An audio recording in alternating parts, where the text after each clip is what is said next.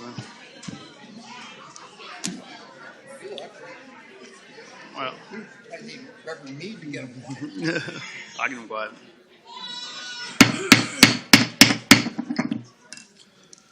Good evening. I'll call the New Kent County Board of Supervisors Tuesday, January 13th, 2026 meeting to order.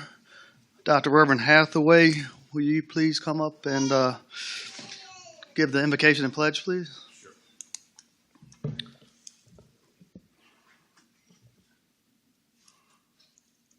Would you bow with me in prayer? Our Father and our God, how grateful we are to you for the blessings of this new year. We pray now that you would be with us, that you would grant us wisdom, knowledge, and understanding as our leaders lead us into new visions. We thank you for all the accomplishments that we've had in the past, and we look forward with excitement to this year. We pray that you'd bless the elected officials, bless their families, bless the communities that they serve. And may we all work together to make New Kent the best community that it can possibly be, that you're pleased and proud with all that we do and say. It's in the name of Christ our Savior we pray. Amen. Amen. Would you stand up and join me in the Pledge of Allegiance? I pledge allegiance to the flag of the United States of America and to the republic for which it stands, one nation, under God, indivisible, with liberty and justice for all. Thank you. Thank you, Reverend Hathaway, as always. Next, call the roll. Ms. Watkins, will you call the roll, please? Mr. Evelyn? Here. Mr. Moyer? Here. Ms. Pearson? Here. Mr. Steers? Here. And Ms. Stewart? Here. Good evening. Welcome, everyone, to tonight's reorganization meeting. We'll go ahead and get on the agenda. I'm going to turn the meeting over to our county administrator, Mr. Hathaway, to start with our reorganization of the board. Thank you, Mr. Chair and members of the board. At this time, we will open the floor for nominations for the position of chair to serve the 2026 calendar year. Mr. Hathaway, I move to nominate Mr. Ron Steers for chair of the Board of Supervisors for the term of 1 year. Thank you. We have a motion for Mr. Steers to serve as chair. Is there a motion to close nominations? Make the motion to close the nominations. Thank you. Motion has been made to close the nominations. At this time, Ms. Watkins, will you poll the members? Mr. Moyer? Aye. Ms. Pearson? Aye. Mr. Steers? Aye. Ms. Stewart? Aye. And Mr. Evelyn? Aye. Well, not yet. Almost. I appreciate All right. No, not yet. Never mind. Okay. Okay. Mr. Steers has been nominated for the position of chair. I'll now ask for a motion to elect Mr. Steers as chair. I'll make the motion to elect Mr. Ron Steers as chair for 1 year. Thank you. Ms. Watkins, will you poll the members? Ms. Pearson? Aye. Mr. Steers? Abstain. Ms. Stewart? Aye. Mr. Moyer? Aye. And Mr. Evelyn? Aye. Congratulations. Thank you. I appreciate it. I'll try to do the best job I can. It's going to be hard to follow Thomas Evelyn. He's had a lot more experience than I have, and he's done a great job. But I thank you, the board, my fellow board members, for electing me that. And at this time, I'll make a presentation to Mr. Thomas Evelyn.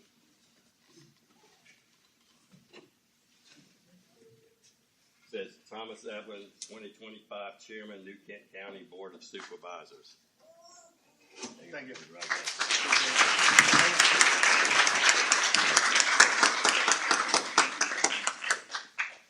There you go. Presentation. Oh, jeez. Adjourned. No, I do appreciate it. I think Mr. Evans probably has to have a room on his house. He's got so many of those plaques. But once again, I thank my board members for having faith in me to do this. And with God's help, I'll do a good job. Thank you. At this time, I will have suggestions for the vice chair for 2026.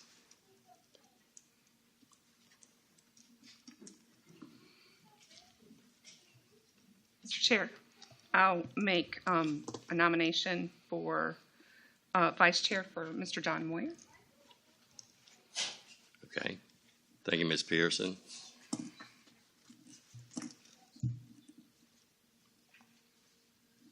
I ask for a closed nominations for the vice chair.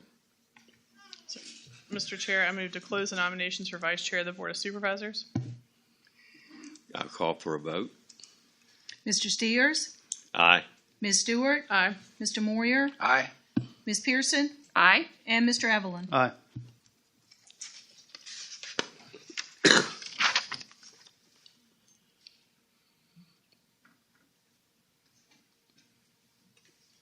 Next is the suggested motion is to move to elect Rodney Hathaway as.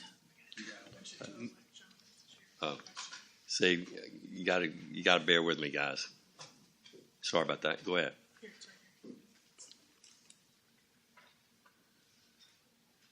A motion to elect the vice chair, Mr. Moyer. Mr. Chair, I move to elect John Moyer as the Vice Chair of the Board of Supervisors for the term of 1 year.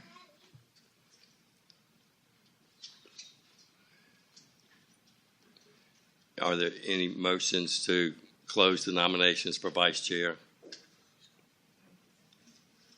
What? Ms. Watkins, can you poll the members for the vote? Ms. Stewart? Aye. Mr. Moyer? Abstain. Ms. Pearson? Aye. Mr. Steers? Aye. And Mr. Evelyn? Aye. Congratulations.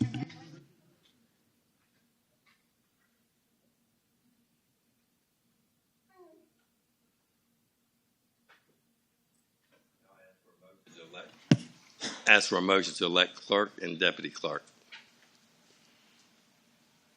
I make a motion to elect Rodney Hathaway as clerk and Wanda Watkins as deputy clerk. Ms. Watkins, would you poll the members? Mr. Evelyn? Aye. Mr. Moyer? Aye. Ms. Pearson? Aye. Ms. Stewart? Aye. And Mr. Steers? Aye.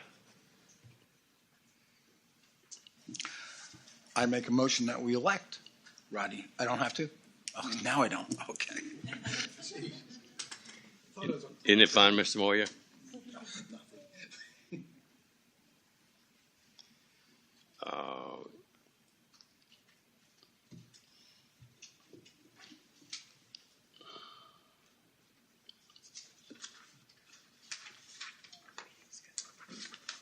So what?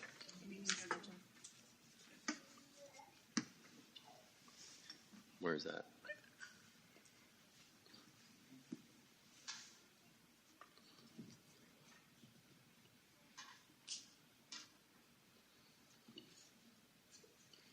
The supervisors had a chance to review the schedule for our upcoming meetings. Do I hear a motion? I actually have a couple of meetings that I need to change if possible. They conflict with a couple of things. So the June 30th work session, I was wondering if we could move that to the week before on June 22nd or to June 29th.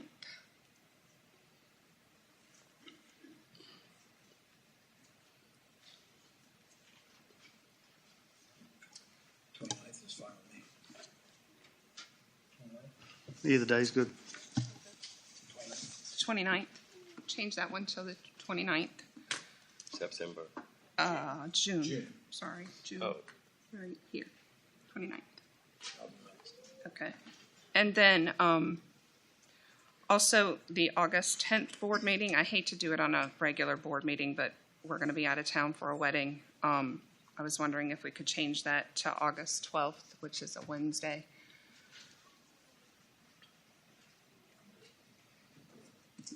Board members okay with that? Yes. Move it to August 12th. And then just one more. one more work session, November 24th work session. Could we change that to November 30th?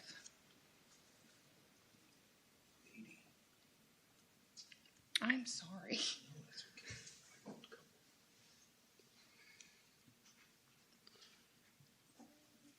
Is that okay with It's everybody? okay with the Okay. board? Yeah. Okay. Jordan? Stewart, okay. Yeah, Mr. Chair, I don't have any that need to be changed. I just wanted to draw your attention to our March 31st work session. That's currently, I think, the county's school spring break. During spring break, yeah. So I don't know that we need to change it, but just want to be aware if any of our employees have school-age children that have to do anything for this meeting. It was actually one of mine that I need to be changed anyway. Brainwaves. Okay, Yeah. yes, so thank you. Yeah, it was yours fault, Jordan. Okay, Ms. Stewart. Okay, that's March 31st. I was thinking the week before, 25th or 26th.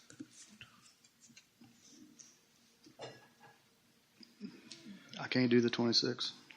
25th? Looks okay to me. 25th. 25th? March 25th. Is that everybody?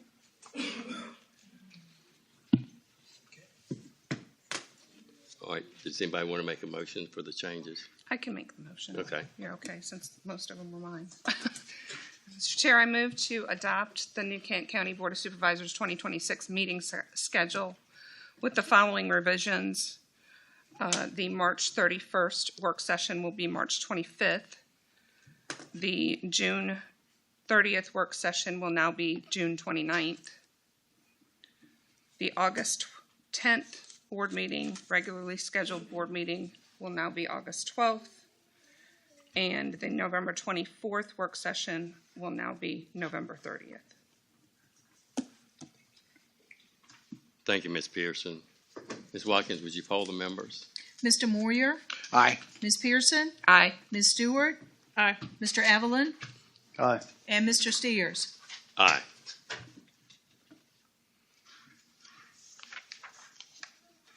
Okay. Next on the agenda is to accept the bylaws adopted for next year.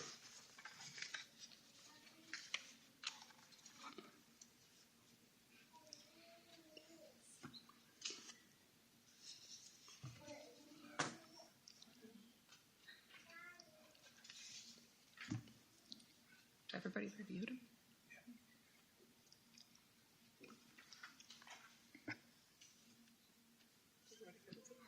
You want to make the motion? Mr. Chair, I'll move to adopt the bylaws as presented. Thank you, Ms. Pearson. Ms. Watkins, would you poll the members? Ms. Pearson, Aye. Ms. Stewart, Aye. Mr. Evelyn, Aye. Mr. Moyer, Aye. and Mr. Steers. Aye. Next on the agenda is to approve the consent agenda. Has everybody had a chance to review any changes?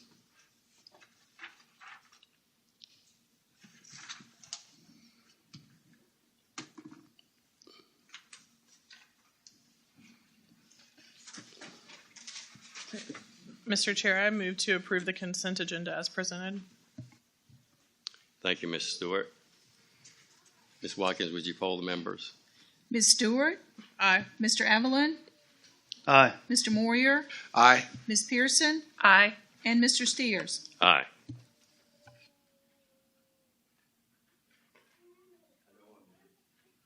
On the agenda, it has that the citizens' comment period is next, but if it's okay with the board, I'd like to swap that and have our residency managers report first so that he can leave and go back to take care of our roads.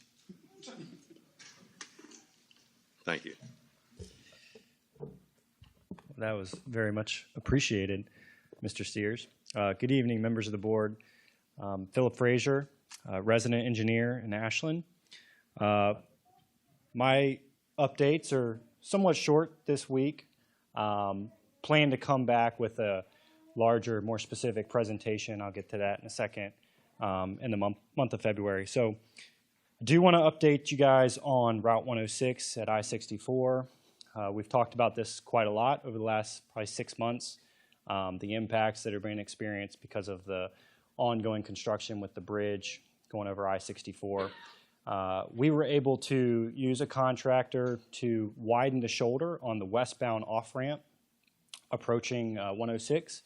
That will allow folks that are trying to make that right to go north on 106 back towards the residential area, kind of limit those impacts.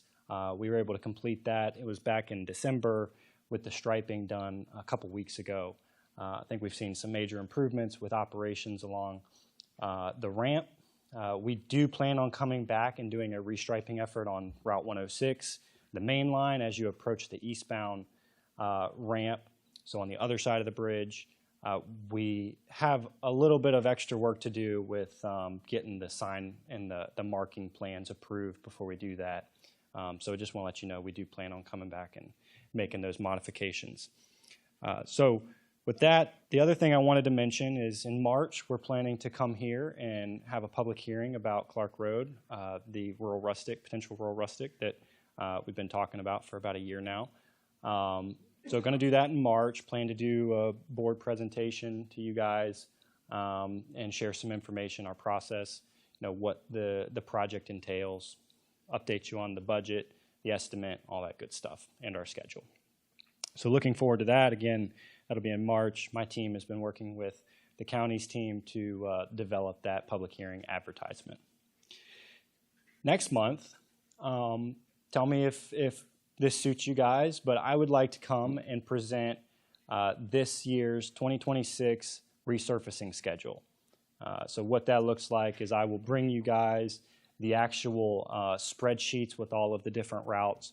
But really what I want to do is I want to provide a kind of a high-level presentation on which routes are being completed, what are the different types of contracts that we're using, so plant mix, which is your asphalt or surface treatment with the chip seal, and go over what those applications mean, how we choose them, why we choose certain routes, and use these different types of applications. Share it with you guys so that you know what's coming this spring and summer into the fall. Also provide some fixed completion dates for those different contracts.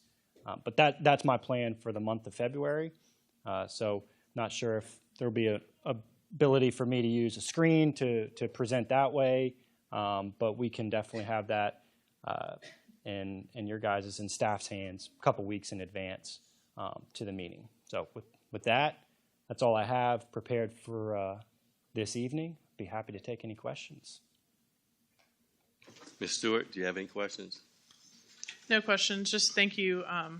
This maybe the second month in the 25 months I've been doing this that I have no complaints for VDOT. So Thank you. Ms. Pearson? Hi, Mr. Frazier. I really appreciate all you've done for Exit 211. I think I've gone a whole 10 days without any complaints. Right. Check your email. Do you know if the light got adjusted that we talked about? So what they did was they adjusted the camera's vision. Right. So that was done. They did bring the contractor out because remember this signal, because it's temporary, it's Sure. owned by the contractor. They came out, they reviewed it, they did what they call a health check. They determined that it is operating as it's supposed to. Okay. They didn't identify anything that was malfunctioning. What I will tell you is, as we all know, you're coming upgrade to the light. There's a lot of truck traffic that is coming from I-64 heading westbound, getting off at that ramp.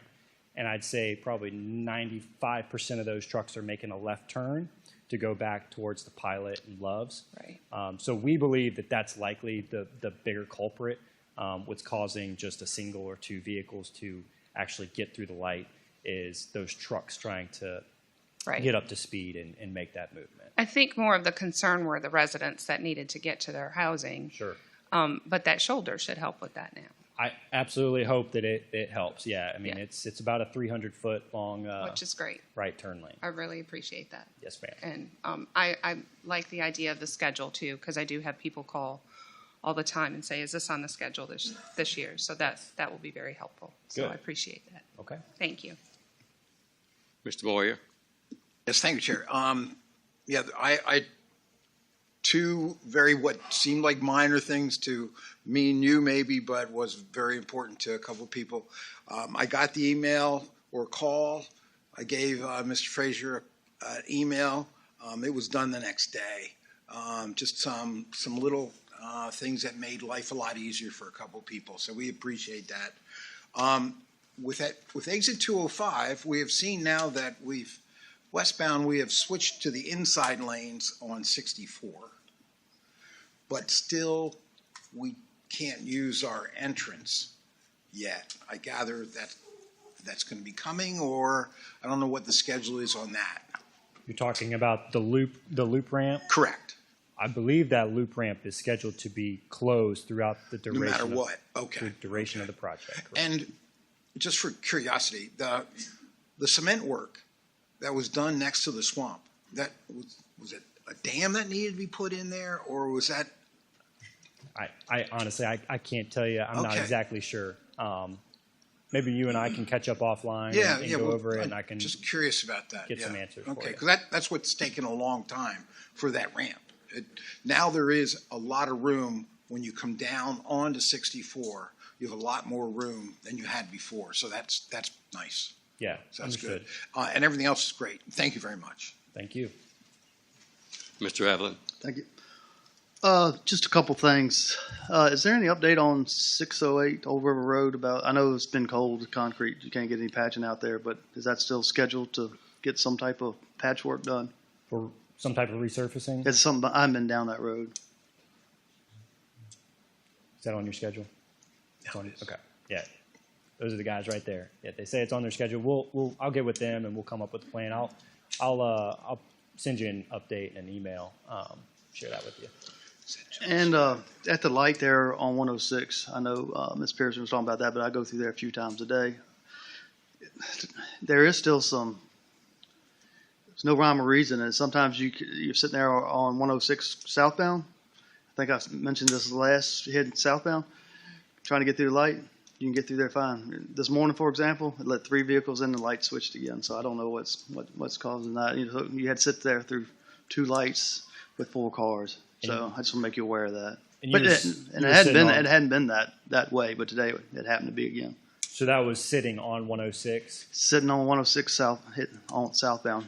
So the priority with these set of signals is going to be the ramps. But it was no cars on the ramps. I mean, this was like 9:30 this morning. Okay, so there was no cars on the other side either? Like one or 2 vehicles. Okay. So it hadn't. I study that every day because I go through it. And that was just today. I mean, do you go through there on a regular basis? You're seeing it pretty regularly. It hadn't been as bad. It just happened again today. It's happened a couple times. But look, that's just no rhyme or reason to it. I do notice when the traffic is backed up, like you said, like at nighttime, it's backed up worse on 106. Sure. Coming southbound, like you said. I mean, coming up the exit ramp. So I understand that the signals will be quicker then, but 9, 10 o'clock in the morning, Yeah, it shouldn't. when it's empty, it should. Yeah. Right. So Okay. I just want to make you aware of that. I appreciate that. That's all, Mr. Chair. Thank you. And I also don't have anything on the agenda for you today, but I just want to thank you. We look forward to working with you this year, and we'll make sure we have screens ready for you when you come back for the next meeting, okay? That sounds great. Appreciate it. Thank you, sir. We appreciate All right. it. You guys have a good evening. Thank you.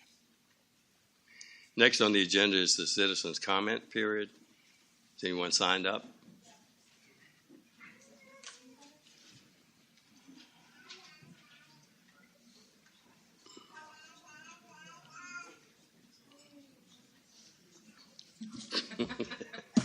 I'm sorry.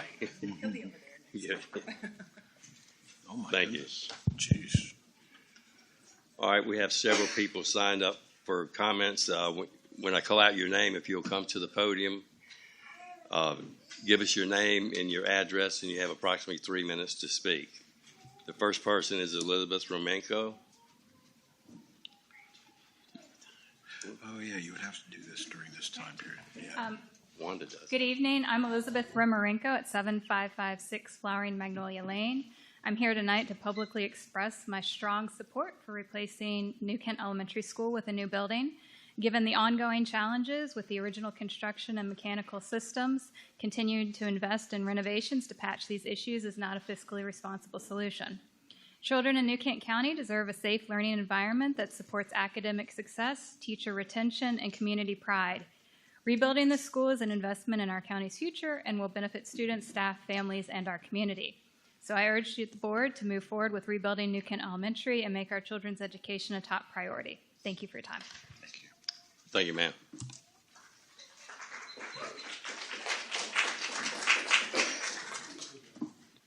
Second on the list is Kimberly Delandro. Did I say that right? Okay, I'm sorry. If you will, state your name and address in 3 minutes, okay? Absolutely. Thank you. Good evening. My name is Kimberly Delandro. I live at 13400 New Kent Highway, Lenexa, Virginia. My name is Kimberly Delandro, and I have lived in the Cumberland District of New Kent County for 21 years.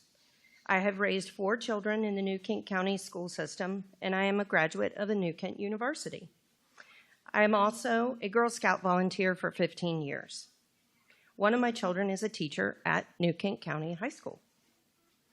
I am here tonight to speak in support of building a new New Kent Elementary School that will more effectively support the children of New Kent.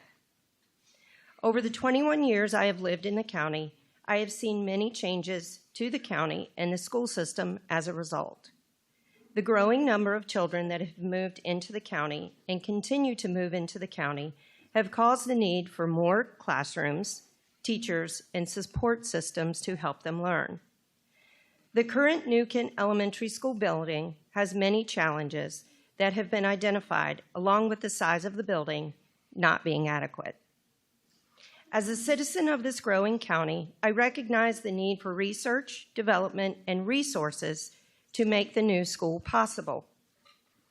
We know this will not happen overnight, and as we saw with Quinton Elementary School, we can meet this challenge.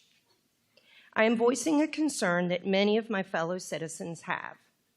So, please, New Kent County Board of Supervisors, consider moving forward to support a new New Kent Elementary School. The youngest citizens of this county deserve our best effort to make this a reality. Thank you. Thank you.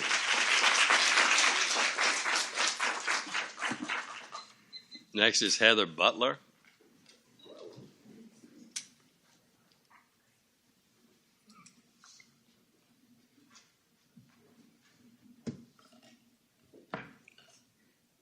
Good evening, members and the Board of Supervisors. My name is Heather Butler. I live at 13960 New Kent Highway. I have been a resident of New Kent County for over 15 years. My husband and I chose to move here to raise our family because we believed in the promise that New Kent County is a great place to grow. I'm the proud mother of 3 sons, 2 of whom are New Kent graduates. My oldest son actually graduated with your son, Mr. Evelyn. When I first moved to New Kent County and I dropped off my son in kindergarten, it wasn't the building that stood out to me. What I remembered was the rocking chairs out front and how welcoming everything felt. I knew in that moment where I was bringing my kids for school, it was a good place for them. And it was somewhere that I knew was going to be okay. 8 years ago, I actually began working at New Kent Elementary as a tutor. And from there, I became a paraprofessional. And eventually, I went back to school and became a teacher. I have now taught first grade at New Kent Elementary for 6 years. I don't want to teach anywhere else, and I don't want to teach with anyone else. I love our school, and I love our staff. I have watched my own children go through New Kent Elementary School, and now I'm watching my own students continue through New Kent Elementary. There's a huge sense of continuity and community, and it matters. We've known for a long time that New Kent Elementary would eventually need to either be fully renovated or replaced. That conversation started years ago, and year after year it is pushed back. As both a parent and a teacher, it is heartbreaking to see how much love and effort we pour into making this building shine every year, only to face the same issues again and again. Over the years, we have dealt with our leaky roofs, heating and air conditioning systems, compromised air quality, classrooms with no windows or doors to go outside, challenges with the bus loops, and ongoing parent pickup and drop-off concerns. We have done things such as install vestibules, and those things have been necessary, but those really only are part of a temporary problem or a much larger problem. I have sat on committees and I've even helped design a proposed new building, one that would solve many of these issues and truly support the needs of our students and staff. Our teachers work tirelessly. Our students come ready to learn. They deserve a facility that reflects the pride we have in our community and the value that we all place on education. I am here tonight to ask for your support to move forward with the building of a new Kent Elementary School. Our students and staff deserve better. Our community deserves better. And if New Kent County truly is a great place to grow, then let's make sure all of our youngest learners have a school that allows them to do just that. Thank you for your consideration.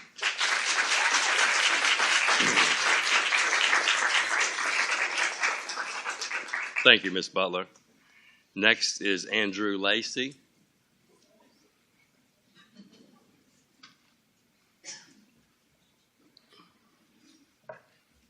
Good evening, Board of Supervisors. Congratulations, Chairman Steers. It's really exciting. Thanks. And I've lived in the county for 15, almost 18 years. And this is truly the greatest county in the world. It is. I was just talking to this young lady here, and we were talking about that. I can't tell you how much I appreciate the hard work that you guys put into this. The jobs that you guys have, it's unbelievably important. It's a thankless job, but I want you to know that it doesn't go unappreciated. So thank you. I am here in support of a new Kent Elementary School.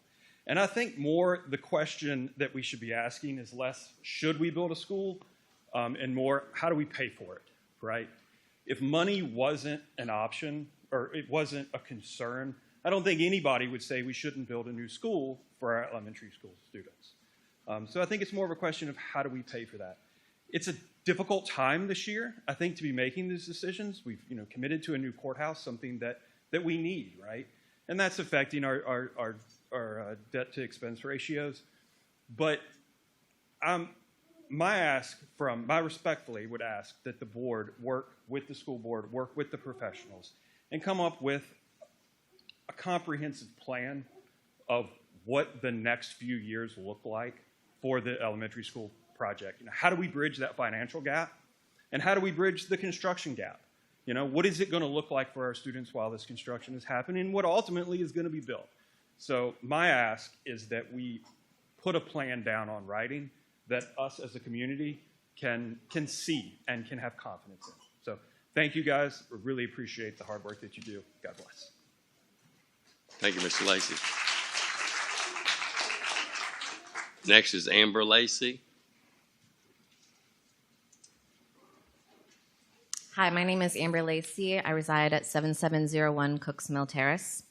Chairman and members of the board, I respect your responsibility for fiscal stewardship. I'm here to encourage continued progress towards replacing New Kent Elementary School based on cost control, risk reduction, and public health. After more than 50 years of service, this facility no longer meets the standards our students or workforce deserve. A county's schools reflect its priorities, and this aging facility sends the wrong message about how we value children, educators, and long-term planning. Most urgently, the aging ventilation system has become a recurring budget drain, driving avoidable costs for maintenance, potential HVAC replacement, substitute staffing, remediation, and healthcare, while exposing students and staff to mold, bacteria, and allergens. I want to briefly share my family's experience, not to assign medical causation, but to illustrate patterns that deserve attention. My two older children attended New Kent Elementary School prior to COVID and required daily allergy medication throughout each school year. When we later moved them to a different learning environment, those medications were no longer needed. Our pediatrician noted increased allergy patterns among his patients that attend New Kent Elementary, along with students attending other older facilities in this region. Since returning to our county's middle and high schools, my older children do not need allergy medications. My youngest child's experience is more concerning. After having ear tubes removed over 2 years ago, she had no ear infections until her very first week at New Kent Elementary School this past August. Since then, she has had 3 ear infections associated with sinus congestion. This should concern us all. The school's layout also presents challenges. I want to highlight the windowless classrooms. Access to natural light is well documented as a factor in student focus, mental health, and staff retention. Windowless classrooms are associated with increased fatigue, reduced attention, and higher behavioral challenges. For educators, these conditions contribute to burnout and turnover, which then increase recruitment, onboarding, and substitute costs. Even the best educators need modern facilities to thrive, and competitive districts are investing accordingly. Construction costs in our region have risen dramatically over the past decade, meaning every year we delay makes this unavoidable replacement significantly more expensive. Replacing New Kent Elementary School is not a luxury, it's a risk management. We are going to pay either way. The question is whether we manage the cost now or face higher expenses later. A new building stabilizes our operating costs, protects taxpayers' investments, signals responsible planning for growth, and provides students and educators with the modern environment needed to keep the county competitive. I respectfully urge you to begin construction as quickly as possible because continued delay ultimately costs us more. Thank you for your time and your leadership.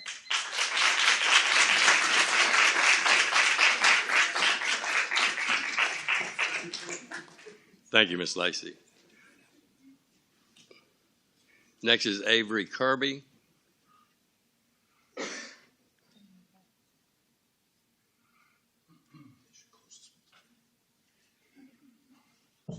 Evening.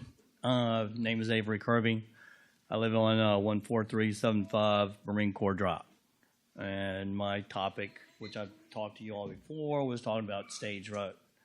I also talked about, with Amy, I talked to her, she talked to me, and VDOT supposedly called me. I think it was Phil that called. And the main question, I was just wanting to know why they would trash the road after they fixed the road. And that's my main concern. And he was trying to tell me they supposed to seal the roads and all this other things they're supposed to do. But right across Route 33, Stage Road continues, and it's a nice paved road. It's not got the gravel and the lumps and the bumps like the section that I'm talking about. Also down there at where the campsites are, that's a nice paved road, and they haven't put any gravel or tar on those. And my concern was when you fix a road, it should be stayed fixed. I mean, it should be nice afterwards, not turn around and be bad. So I tried to explain to him about that, and then finally came around and he said they contracted it out, and I said, did you get your money back? And he didn't like that. I said, since I'm paying all this tax and everybody else here, and oh yeah, I want to support the school too, just to let you all know. But yeah, the thing that gets me is, if you fix something right, why would you mess it up? That's my main concern. And there it is, if someone could give me, because I know you all, last time we were talking here, I was thinking that we were a third world county, okay, because I thought we were so poor we couldn't get the roads fixed. I won't go into all that. And you all told me you're all not, which is good. And I know you all want to try to make New Kent better, so I'm kind of like leaving it in your all's hands on this. If you could tell me why some things go, that would help. So there, if that helps. I don't know if you got a comeback for me or what on that. So okay, I guess that's it. All right. Unless you all can tell me something, because I'm going to still keep digging and find out why the roads can't be improved instead they're downgraded. That's my concern. We're going to get a paving schedule the next meeting, so we'll see where it lands for that. But can you contact me? Yeah, I can. Yeah. Okay. Yeah. We'll talk about it. So you're the main go-to that Well, I'm the District 3 rep. You live in District 3, yeah, correct? Right, correct. Yes. So we'll get a hold of. Well, I'm not trying to step on your toes. No.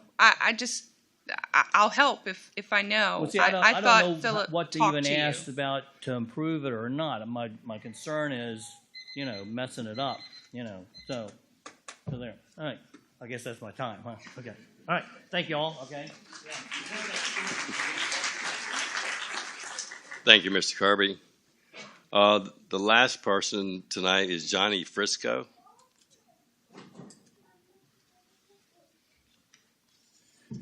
My name is Johnny Frisco. I live in address 6581 Pine Straw Lane, Quinton, Virginia, zip code 23141. So I know the gentleman before, he had just expressed some concern regarding the roadways. And I know there was a gentleman here that had spoke from VDOT in regards to the pavement schedule and the upgrade schedule for roadways. I did want to express my concern with Pine Fork Road. With the proposed addition of the new 250 plus neighborhood, right? I know it has to be approved and rezoned and the likes, right? But I did have some concerns with the roadway there. That road is fairly narrow, as you guys are aware, right? It's unmarked. There's no painting. There's no stripes. I think there's a speed limit sign out there, but it feels like it's almost kind of a free-for-all sometimes, right? I know there's been multiple times just going back and forth from the park into my own home on that road. Multiple cars have been, I mean, there's no lanes, right? So you're kind of almost, some people treat it as one lane. So I don't want to go into too much detail with that. It sounds like you guys get enough issues about the roadways, and it looks like the VDOT is preparing to present you guys something regarding the roadways, but just wanted to express my concern with that and make sure that that is actually on the schedule. Don't know how much time I have left, but wasn't going to talk about it here, but I do want to talk about the explosion that happened on December 31st. Don't know if that was brought to anyone's attention, right? The tannerite. I know the sheriff's office had reported that there was no concern and no issue with that. But to cause an explosion that large to be held within such a large area, right, and be reported on the news, I mean, that easily had to be in over 50 pounds of tannerite, maybe approaching 80, 100 pounds, maybe more, right? I know, I don't want to get into the legality of it, it's whatever. But we can probably consider some type of ordinance or limitation on the amount that is exploded at one time, so we don't cause a mass panic. I know the emergency and non-emergency communication lines had went down during that time because so many people were questioning what had happened. So once again, don't want to infringe on anyone's property rights, but I mean, it does have to come a point when miles away from Sandston to Providence Forge, your house is rattling, right? That's a little more than a mild disturbance, right? So that's all I like to say in regards to the roadway and the tannerite. Thank you, guys. Thank you, Mr. Frisco. And that concludes our citizen comment period tonight. And normally we don't comment. We do hear your comments. Believe me, we hear them. And as far as New Kent Elementary School, that is definitely one of my priorities. And we have a budget session that'll be coming up, a budget retreat in March 13th. And we have many requests in the county, you can imagine. But we hear you, and we know we want our schools to remain the best schools in the state, and we aim to keep it that way. So thank you.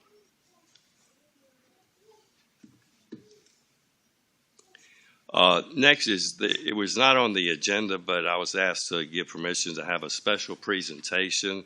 I'll ask Mr. Hathaway if he will please take the special presentation.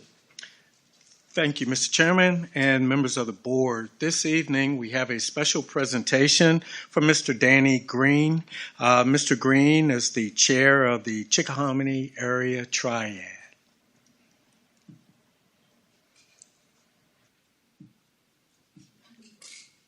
Chairman, board, supervisors. Normally, when I attend your meetings, I'm alone, but this time I brought backup. Over the last 2 years, the group, your constituents, have proven themselves in dedication to the community and to the senior population and the elders. For the first time in 31 years of the history of the Virginia Triad, we were successful in being recognized and selected as the outstanding triad unit in the state of Virginia. And it's only because of your support, the community support, and all we're going to say is thank you. Where's the sheriff? Come on up here. I want to present this to you. We know we were pretty much over. And one of the things that they always tell me, once you get to the top, there's only one other way, and it's down.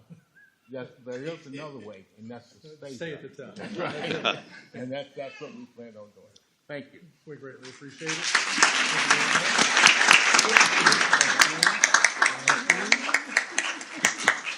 And Mr. Chairman, I'd like to add, it's my understanding that the Chickahominy Area Triad is Virginia's first triad organization to be selected for this award in consecutive years. Wow. So the Virginia Triad program is a 31-year program, and we're the first to consecutively win this award. Thank you, sir.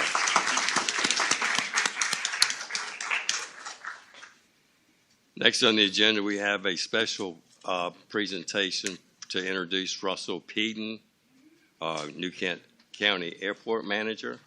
Mr. Hathaway.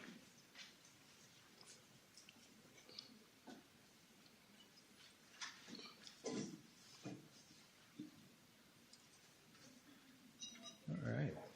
Thank you, Mr. Chair, and Thank you, Mr. Chair and members of the board. This evening, it is a pleasure to introduce Mr. Russell Peden, our new Kent County Airport Manager. Mr. Peden recently retired from the Richmond International Airport, where he has held several management positions, most recently as the Director of Real Estate and Concessions. Mr. Peden demonstrated a thorough knowledge of airport operations and management during the interview process and has hit the ground running. This evening, I'd like to introduce Mr. Peden, our new Kent County Airport Manager.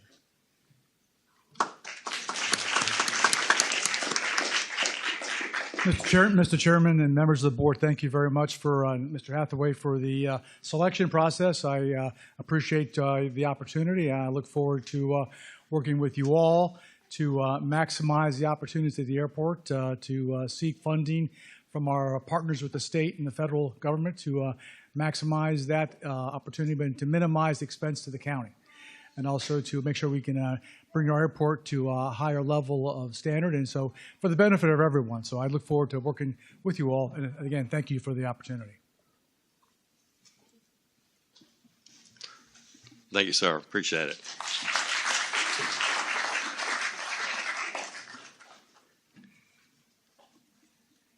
Next, consider the exception request of Carol D. Randall, Sr. on behalf of the Randall family, Section 98-126A6 of the New Kent County Code, Resolution 0226.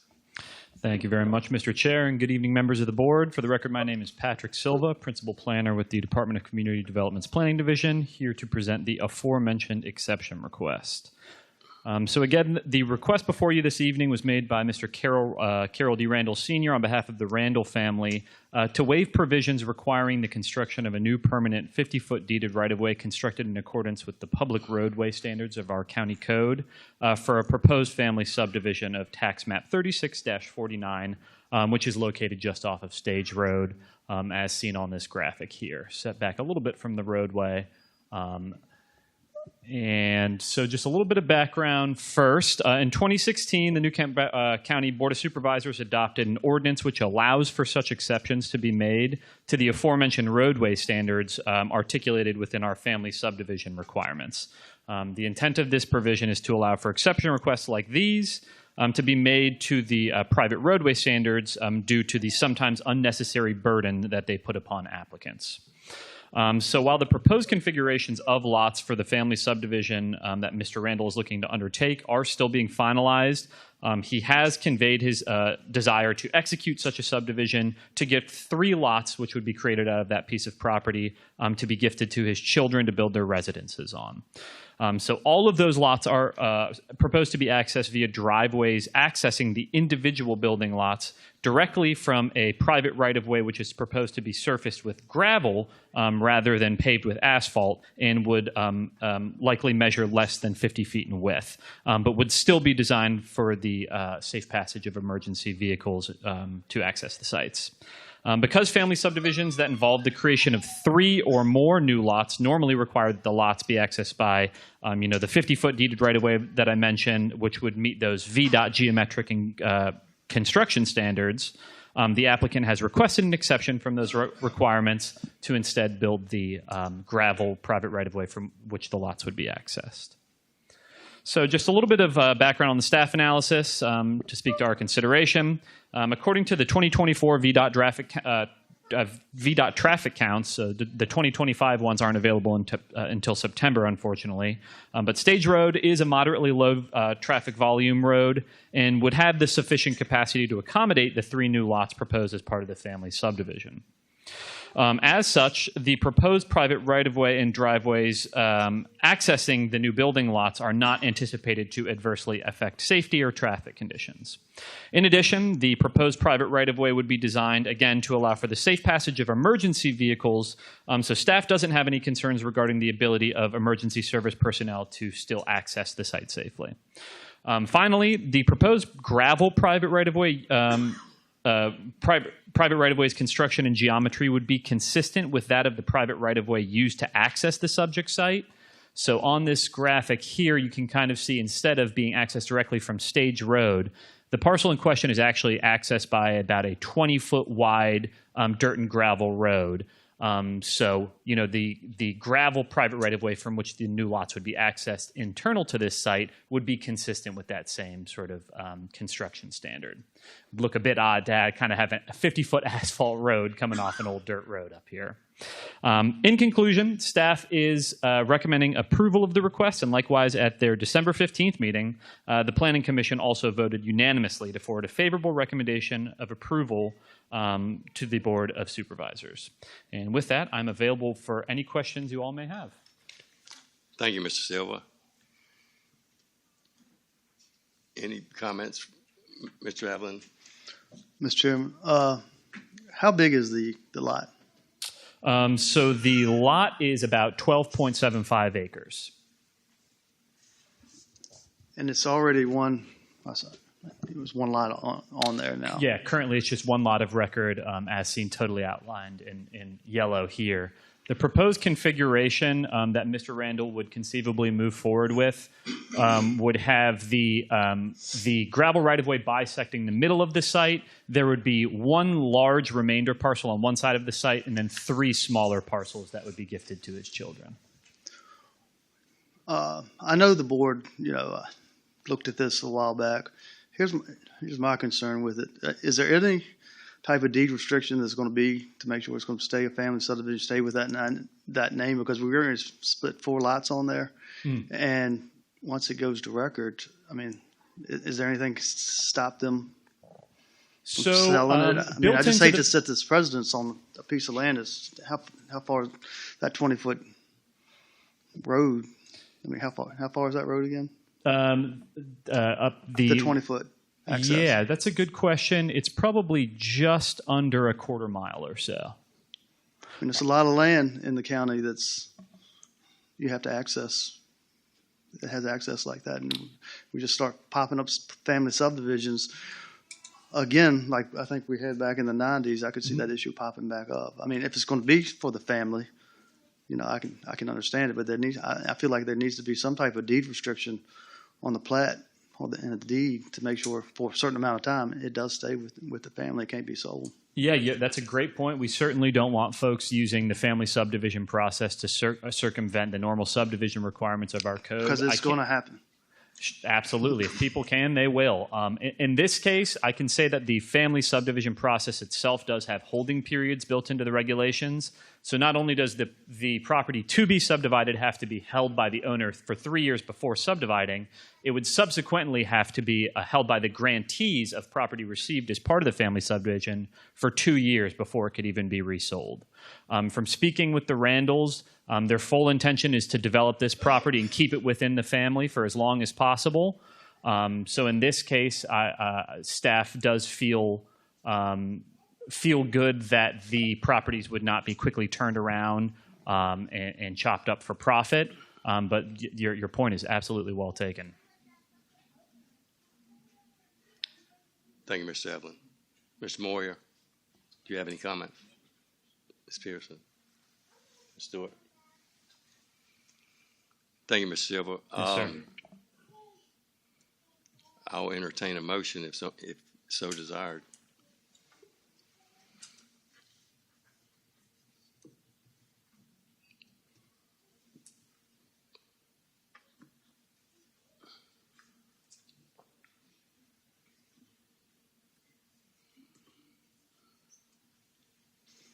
So, Mr. Chair, I move to adopt Resolution R-03-26 to approve the applicant's exception request to Section 98-126A6 of the New Kent County Code to allow an exception to the additional requirements regarding private roadways for family subdivisions involving 3 or more new lots at tax map parcel number 36-49, GPIN I27-1868-0602. Thank you, Ms. Stewart. Mr. Chair, can I add an amendment to the motion?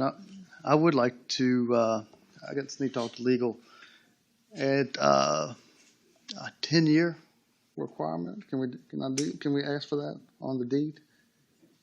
I know we did that before on some PUDs. Mr. Evelyn, there is a holding period that's in your ordinance that is 2 years. So the motion before you is to approve it with that. If you're asking to make it contingent on the applicant agreeing to put a deed restriction of 10 years, restricting it to selling it to non-family members. It's not required in the ordinance, but if that's the pleasure of the board, I'm okay with that. That's it. That was going to be my question. Is the applicant here? Mr. Randall said he was going to be attending this evening. I do not see him here. Saying, Mr. Chair, I would be willing to withdraw my motion and postpone this decision to a later time if we can ask that question of him and deal with this maybe next month. So, and I just want to remind the board, what's being requested this afternoon is an exemption for having to construct a roadway. It's not for the approval of the subdivision.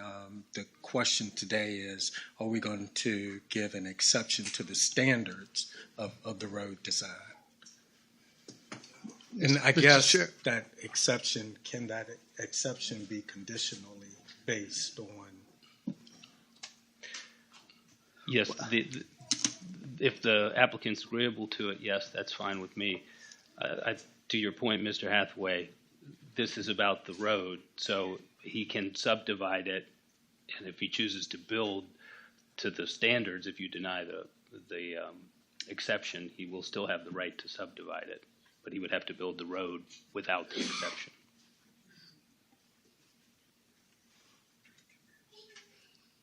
So would he have would that be a buy, would he have the buy right? He'd have the buy right?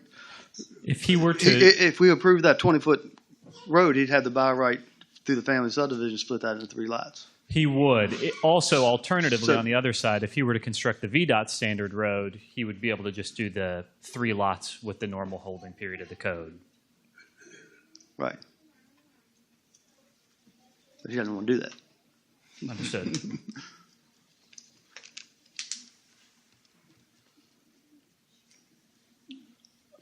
Is that it, Mr. Chairman? Or I would, my wish, Mr. Chair, would be to, if Ms. Stewart's going to withdraw her motion, to find out more from the applicant if they're willing to do some type of deed restriction, because we have done that before on some property. Okay, Mr. Chair, I can withdraw my motion. is there a motion to have it deferred to a future meeting? Mr. Chair, I'll make that motion to defer it to another meeting. Thank you, Mr. Moyer. Ms. Watkins, would you poll the members? Mr. Moyer? Aye. Ms. Pearson? Aye. Ms. Stewart? Aye. Mr. Evelyn? Aye. And Mr. Steers? Aye. Thank you.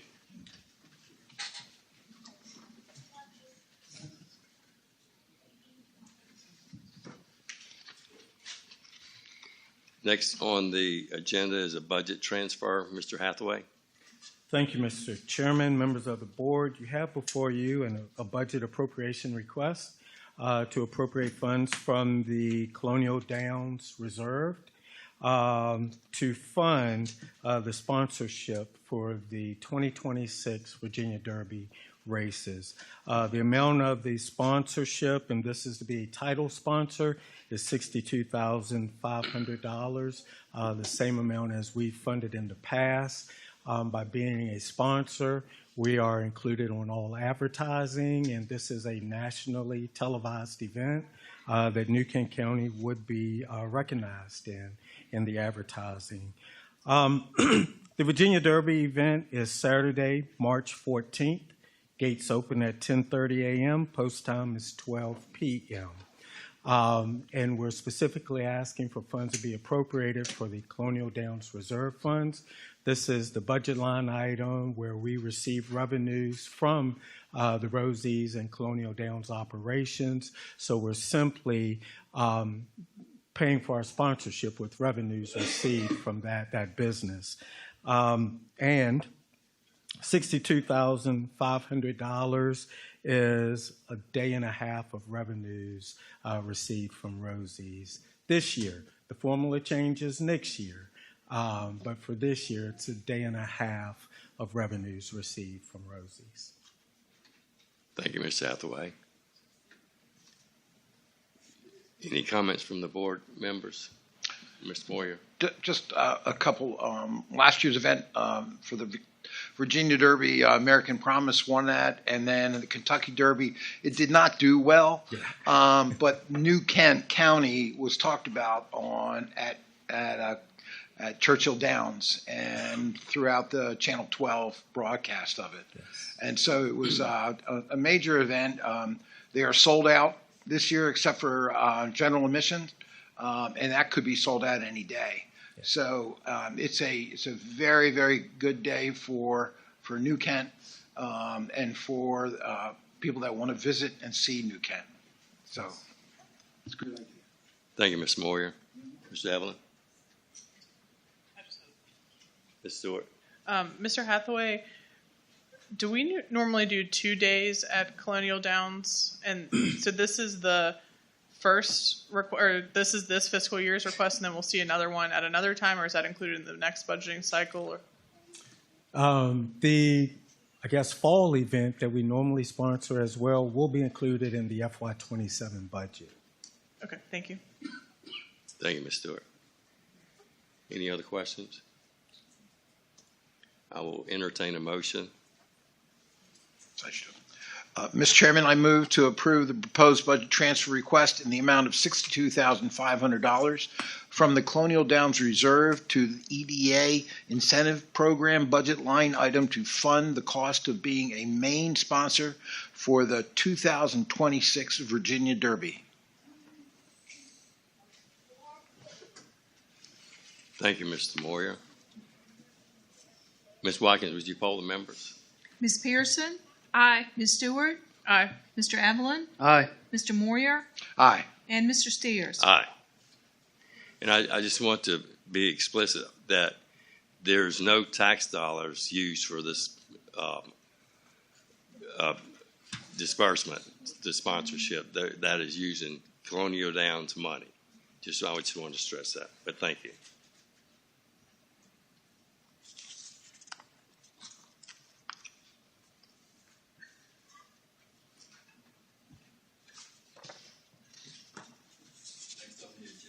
Excuse me. Next on the agenda is a BDOT Administrative Project Administration Agreement. Table it. Yep. Thank you, Mr. Chairman, members of the board. I would like to request that we table this item to the March meeting.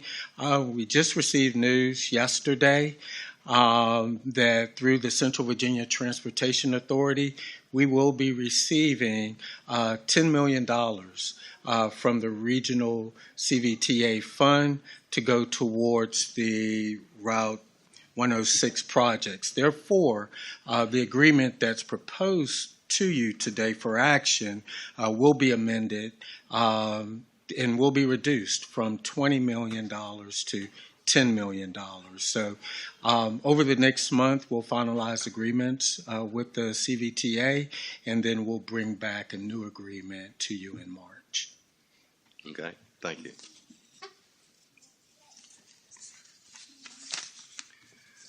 Next on the agenda is supplemental funding request for the New Kent Elementary School replacement project. Mr. Hathaway.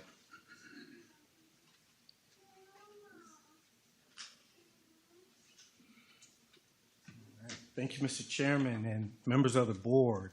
The request before you this evening is a request to transfer, it's a request to transfer $130,732.99 from the Colonial Downs Reserve Fund to go towards the engineering and design phase for the planning and construction of a New Kent Elementary School, the replacement of the New Kent Elementary School.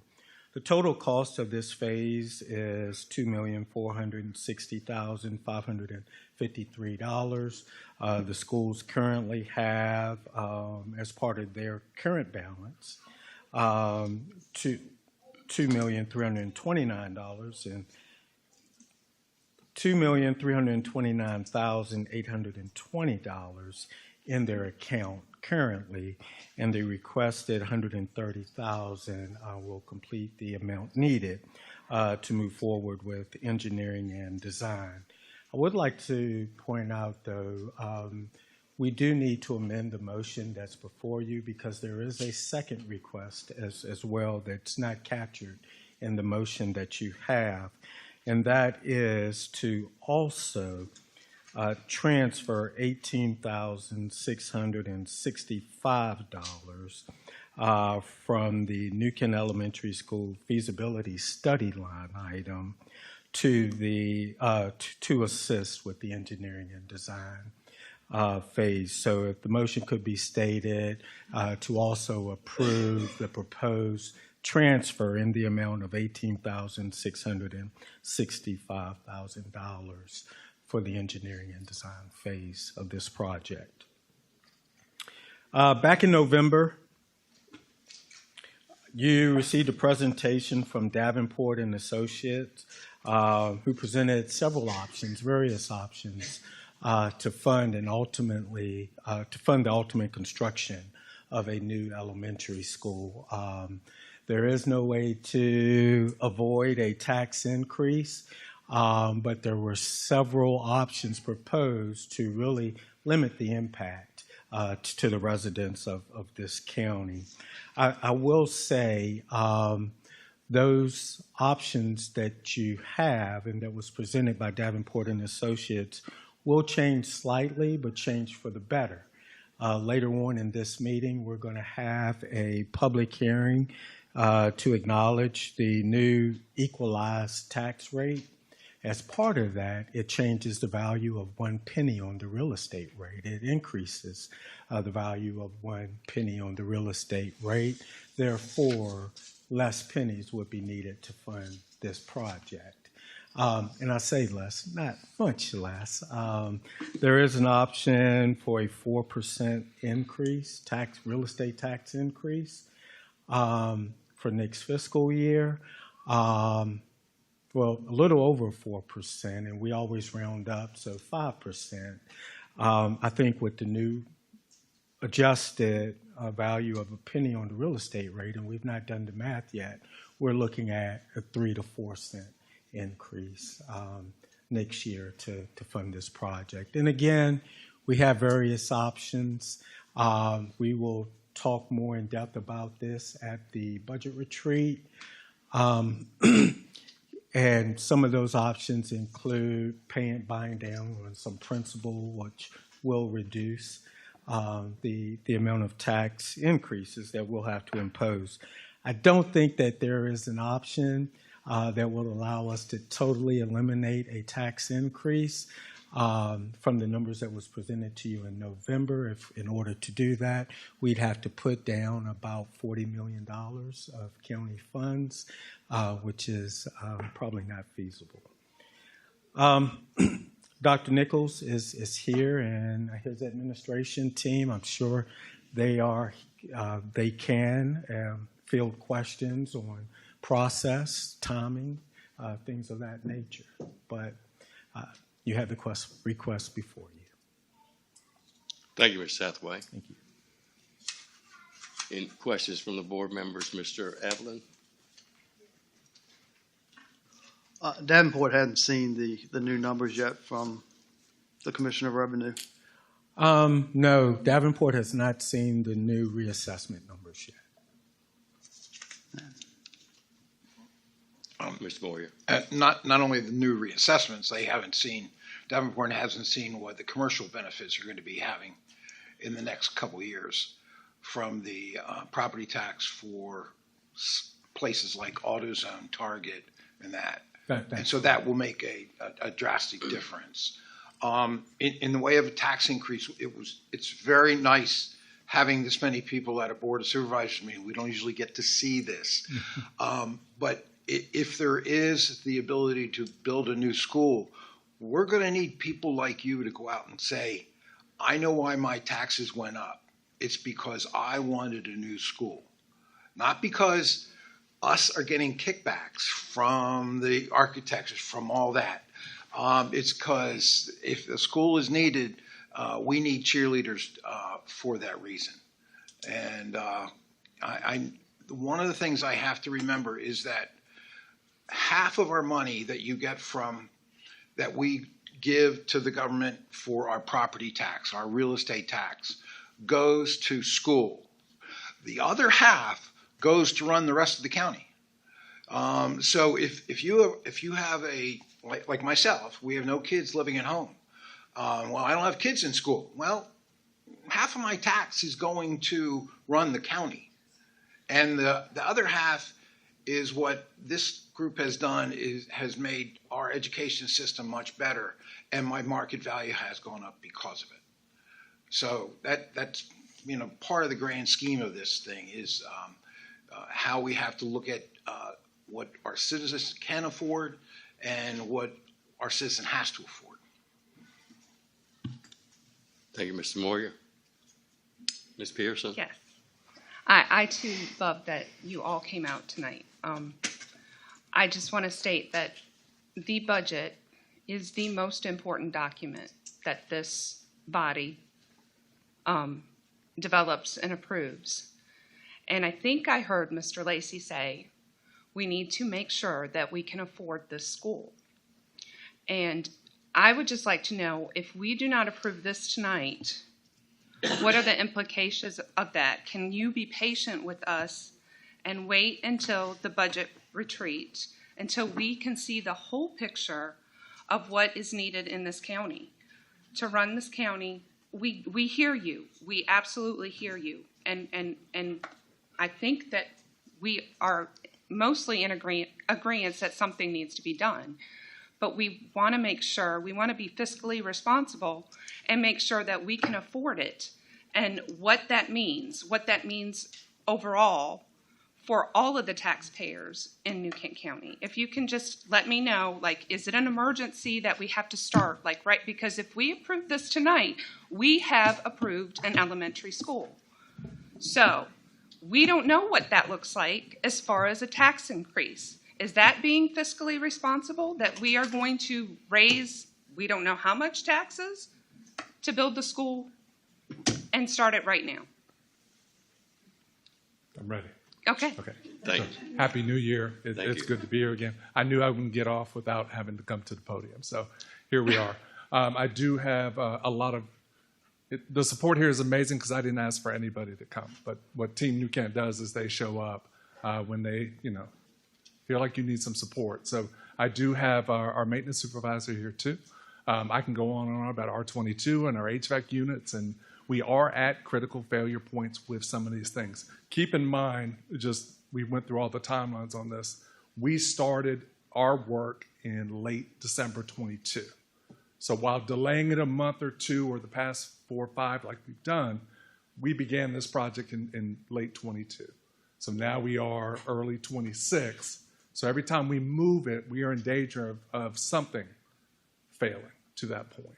I can't predict whether it's going to be with the cold that's coming up, whether we'll have to shut down a wing, and we're doing that daily. We're making it work. We're moving kids around and doing those things. But any delay does put us in jeopardy because we need to do something. And I think that was the point that I made at our budget retreat late last year is whether we construct or whether we have to do something, and we have to do it soon. But Dr. Nichols, if the HVAC fails right now, I mean, we're not building a new school until, Correct. and opening a new school until 2 years from now. And what we're asking for tonight is the I think my calculation's 3 days of Rosie's revenue, based on what I learned tonight, to just work through the design so that we're ready. So while we formulate, and not dissimilar to the Quinton project, while we formulate a funding plan, I respect the fact that you guys have to take care of the entire county. Made the decision to move forward with the courthouse project. Absolutely respect that. We have this project that is ready to go. We're ready to design. The design process, Ms. Pearson, could take us 9 to 12 months. Like, we're happy to work through that piece. I think no matter how we're going to get to the point where we have to do it. We just want to be ready with what we have. So that's what we're asking for tonight, is to be able to move forward with that piece. So that's probably did not answer your question. No, I mean, do you understand where I'm coming from, though? If we're not going to spend $2 million sure. without doing a school, and I'm not saying that we're not doing a school. When we approved what we approved last year, we deferred the school. We didn't say no to the school. We're not saying no to the school tonight. We're just asking that, can we see what the big picture is going to look like, and how that is going to affect all citizens. And please come back out. Please come back out and do the same thing at the subsequent meetings. I think my worry, having started this project in 22 and now being in 26, we had a middle school project right behind it, which now is even further behind it. And we know that is growing too. We're up 80 kids, which doesn't sound like a lot, but in a 3,500 kid school division is a lot. We're expecting another 80 to 100 based on the projections we're getting here. We're going to run into the next big project really quickly, which is even a bigger problem to attack. So completely understand where you're coming from. If you want my recommendation, we have a sense of urgency now, today, yesterday, to move forward with the design piece. So that is my on-the-record recommendation. And I'm also bringing to you the recommendation of my 5 bosses. So I've worked with 10 board members during this project. And we had a 5-0 vote to move forward on our end as best we can. We can't tax and don't have that authority. With our current board, which is halfway through their term, was 5-0 again to move forward piece. So on behalf of my board that I work for, that answer would be yes, Sure. we need to move forward now. Sure. I'm trying to understand what the implications are if we delay 2 months or 3 months. You know, we could probably fast track the budget process if we needed to, but sure. And I guess my worry is 6 months ago we did that delay process, and now we're here and we're going to delay it. My worry is I'm going to be standing before you in 2028, kind of having that same, we get into, it's a lot to it. I have that sense of urgency being in that building daily. I think the folks that are here in that building would say there's a sense of urgency around it too. But I completely understand and respect that you guys have a bigger picture and really are the ones that have to figure out and finance. If you want people to come out and support that tax increase for schools, I'll help you do that. I live in this county, 5056 King Funk Court. Like, I am in it with you and can rally that as well. So you're not alone in this, even though you have to make the vote. We're happy to be partners with it. I'm happy to partner with you. So. It's just very difficult when we don't know all the other other needs Sure. yet. We Completely will understand. soon. Mr. Chairman, Yes, Mr. Evelyn. I don't think, there's no question that I think New Kent Public Schools does a great job. My grandparents all the way, hopefully my grandkids will be coming through here. It's a lot like some of the people I see here in the audience have been here a long time. I feel like as a board, I've been on there 18 years. A lot of people probably say too long, but I feel like we've done a lot of good things for the school Absolutely. and for the county. We needed, no question, we need a new elementary school. My concern is jumping on there this evening, right now. I take a lot of pride on our policies that we have in place, financial policies, and if we approve this tonight, we will never be so far out of touch in our financial policies in the whole 18 years that I've been on the board. So it's good news because I asked Davenport to be here because at that retreat, I think the board and you all Yes, sir. saw those how far out of touch we would be with our financial policies. I think we have some good news. It sounds like because the county's growing, and I think we've run it really well. Quentin Elementary School, I wish it would have been designed a little more efficiently, but it serves its purpose. And I do think we just need a little bit of time to see what the new revenues that the commissioner just gave us today, so we can be responsible to the entire community. So I think we can build this school and keep our financial policies intact or close to it anyway. I'm okay getting them out there a little bit, but if we prove that tonight, I'm telling, I don't feel like I'm being fiscally conservative and to the entire community. So, And Mr. Evelyn, to your point, part of the reason, just for the public that's here watching, that $2.3+ million we have is because we've been good stewards in partnership with the board. I think we did a great the savings job. on Quentin and everything we did. Yeah. So I don't disagree with any And of I that. think we've always had a good relationship with the Absolutely. school board. Not, we have our disagreements, but Sure. it's all professional. But the turf track project, we've come under budget on that. So like we want to do this and we'll do it well. So There's no we want to have question. a surplus at the end of this because we're going to roll right into, New Kent Middle School or expansion of, those different projects. So. Mr. Steers? Yes, go ahead. Ms. Hathaway, if we would approve this tonight, okay, if I'm correct, we would be borrowing the money to build the school in fiscal 2028? The plan right now, we could borrow as early as fall of 2026. I think that's unlikely because we have a lot of engineering, architectural That's to do. fiscal There's 27. two That's pools. fiscal 27. No. One of the plans that we were planning to kind of run this borrowing along with the courthouse construction. Right now, the schedule is to borrow for the courthouse in October of 2026. But that would be fiscal year 27. It's fiscal year 27. So yes. we I'm would sorry, not I'm be speaking borrowing for calendar. the school till fiscal 28. That's correct. So if we approve this tonight, we would have 2-point-some million going to a design and research that would not be completed until sometime in probably spring of 27. I think a spring I of think we'll know 27 what borrowing. I think we know what our numbers will be at that probably more time. realistic. Yeah.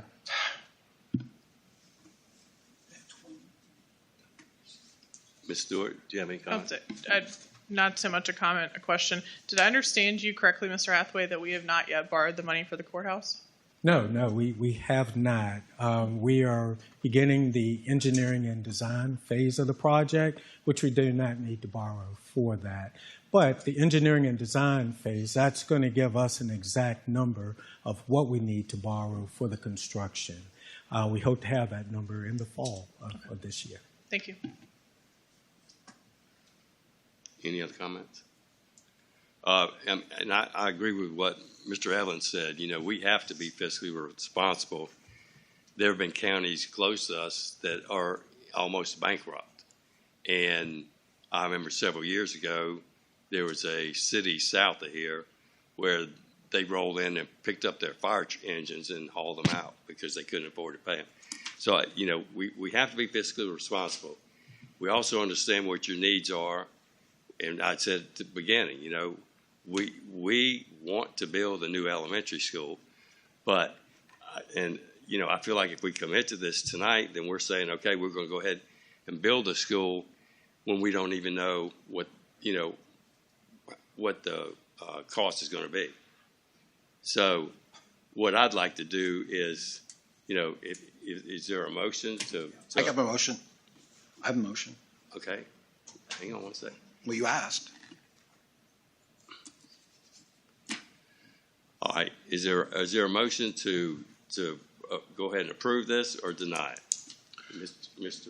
Moyer? Mr. Chairman, I move to appropriate the $130,732.99 from the Colonial Downs Reserve for Future Projects Fund for the engineering design phase of the New Kent Elementary School replacement project, and with $18,655 to go towards that fund.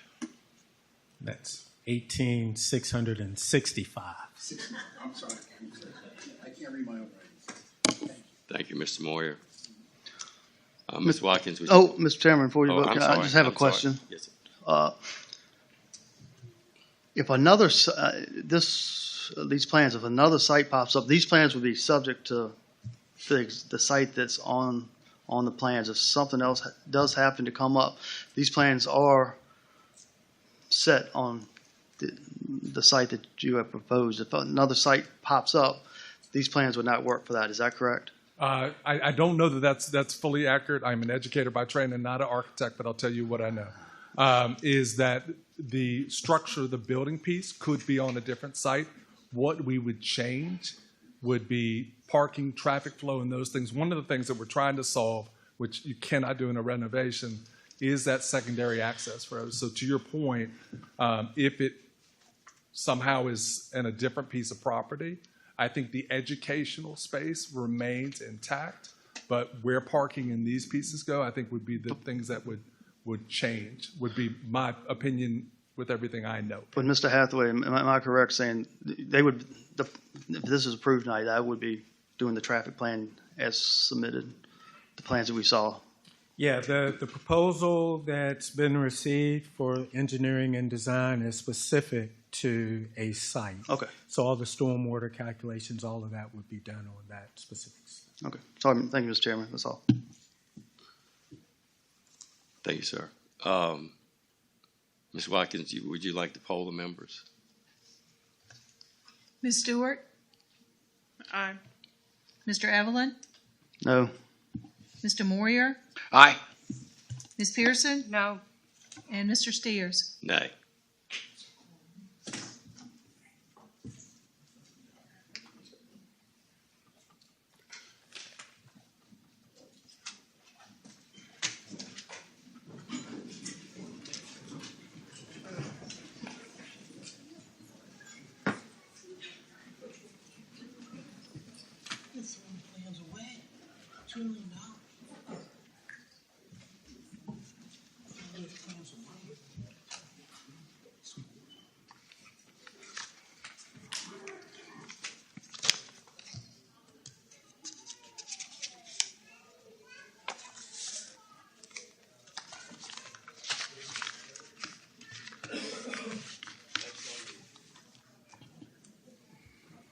Next on the agenda is the public hearing for application CUP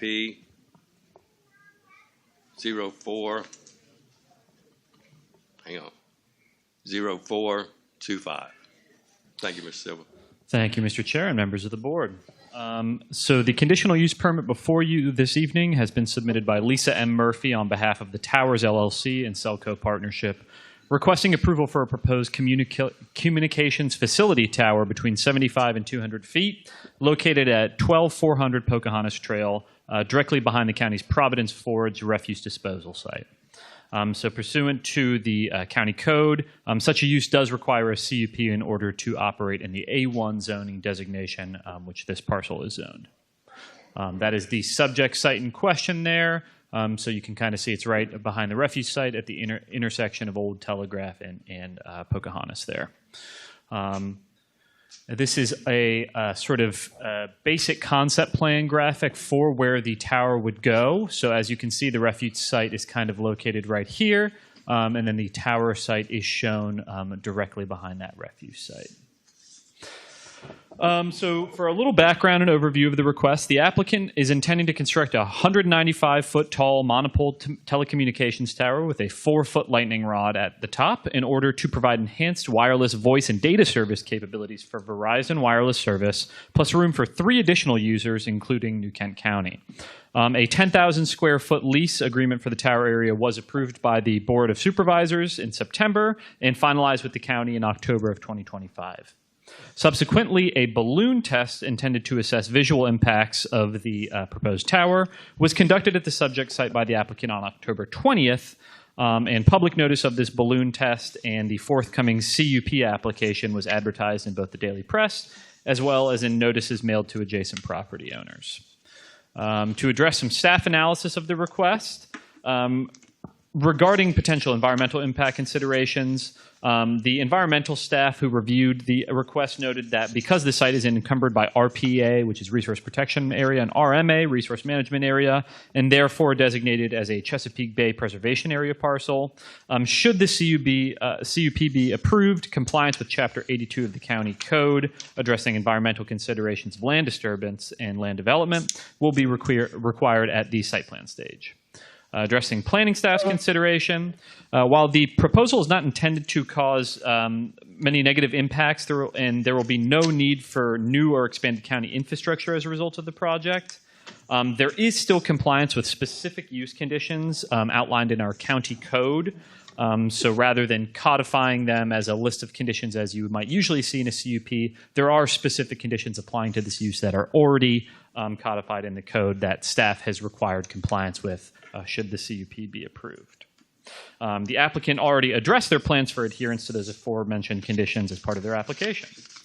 In addition, should the board approve the CUP request, site plan approval will be required subsequent to the CUP in order to construct the tower. Finally, in order to better ensure that the use commences operations in the near term, a condition requiring that the applicant will, that the conditional use permit will expire on the 5th anniversary of its issuance if the applicant has not obtained a building permit and commenced construction, unless an extension of the conditional use permit is approved by the New Kent Board of Supervisors, has been added to ensure that the telecommunications tower is implemented in short order. So with the aforementioned considerations in mind and subject to the conditions of approval outlined in the staff report, staff is ultimately recommending approval of the conditional use permit request, and likewise at their December 15th meeting, the Planning Commission voted unanimously to forward a favorable recommendation of approval for the request to the Board of Supervisors. I did also want to take a moment this evening to note that the applicant, the representation for the applicant, Ms. Lisa Murphy, is in attendance this evening on behalf of the applicant in the request, in case the board has any questions for her, and also to take a few minutes to tell you about the request from the applicant side of things.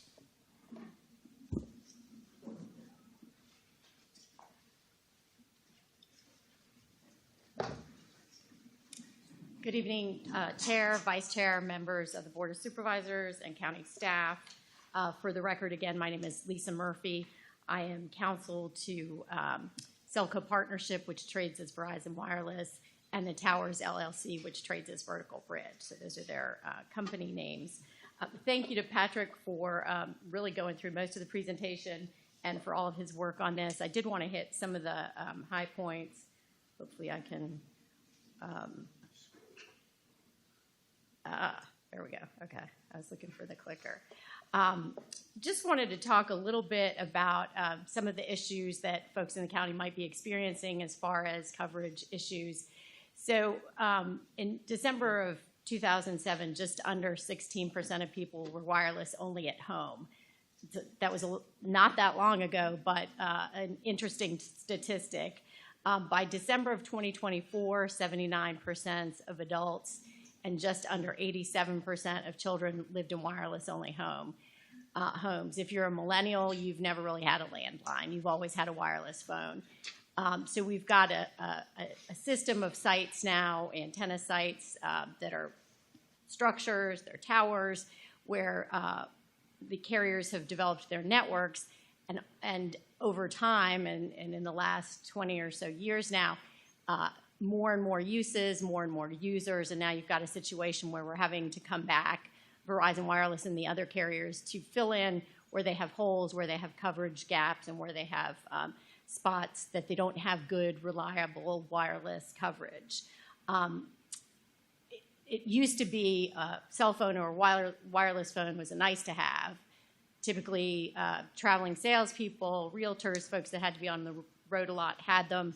Initial networks were built out largely along highways, primary roadways. Now we have a device that you can surf the internet on, you can order products, you can have an appointment with your doctor. All of these things require more and more capacity, especially for all these different data usages. I'll note that the county strategic plan highlights the importance of improving access to quality, reliable internet and telecommunications services for households and businesses. So this is critical infrastructure, and it's infrastructure that the Towers LLC and Verizon Wireless are investing in and providing in the county. So I wanted to point that out.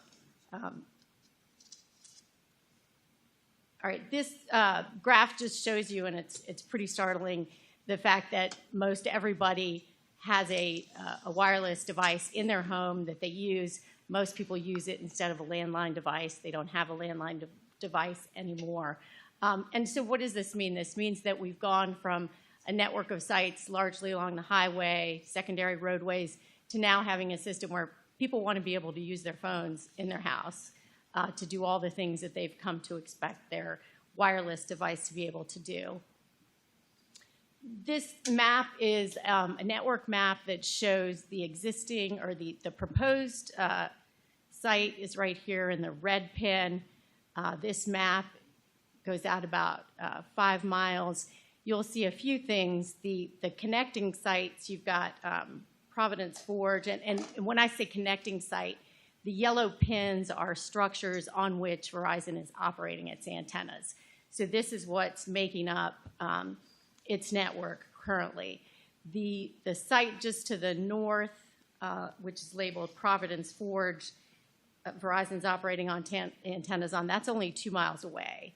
You've got a site north of that that's just double that. It's about 4 miles away. Again, within that, still within the 5-mile radius of the proposed site. To the east, you have a co-location on the new Kent Fire and Rescue Tower that's 3.3 miles away. Just to the south of that, there's a tower called Chickahominy Tower that's just under 3 miles away. To the south, you'll notice that the structures are further away. These are closer to 5.18 miles and then 5.84. And then over here to the west, you've got a site labeled New Kent Reller, and that site itself is over 7 miles away. So you'll see that the area that we were trying to cover is labeled with that red pin, and you can see where the existing connecting sites are. This isn't going to solve all the coverage gaps in the county. I know we had that question come up at Planning Commission. This will, though, provide good, reliable wireless service in this area, connecting with those existing antenna sites. So how do we site a tower? The siting of a wireless structure involves the intersection of several competing and different types of interests. So you've got the technology. The radio frequency engineers look at their network map and they say, okay, here are the places where we have gaps or holes in our coverage. Here's where we need to focus. What I do tell folks is that just because there's a gap doesn't mean there's the capital to fill that gap. So there are areas that have holes, and Verizon Wireless in particular is doing a good job of going back and filling in some of those gaps. So you have to have the technology. The RF engineers have to point to a particular location. When they give you an area, you next look to see if there are any tall structures. Well, why do they look for tall structures? It's faster and it's cheaper. If you've got something that's already there, you just hang your antennas on it. You don't have to go through a conditional use permit process. and it's pretty straightforward.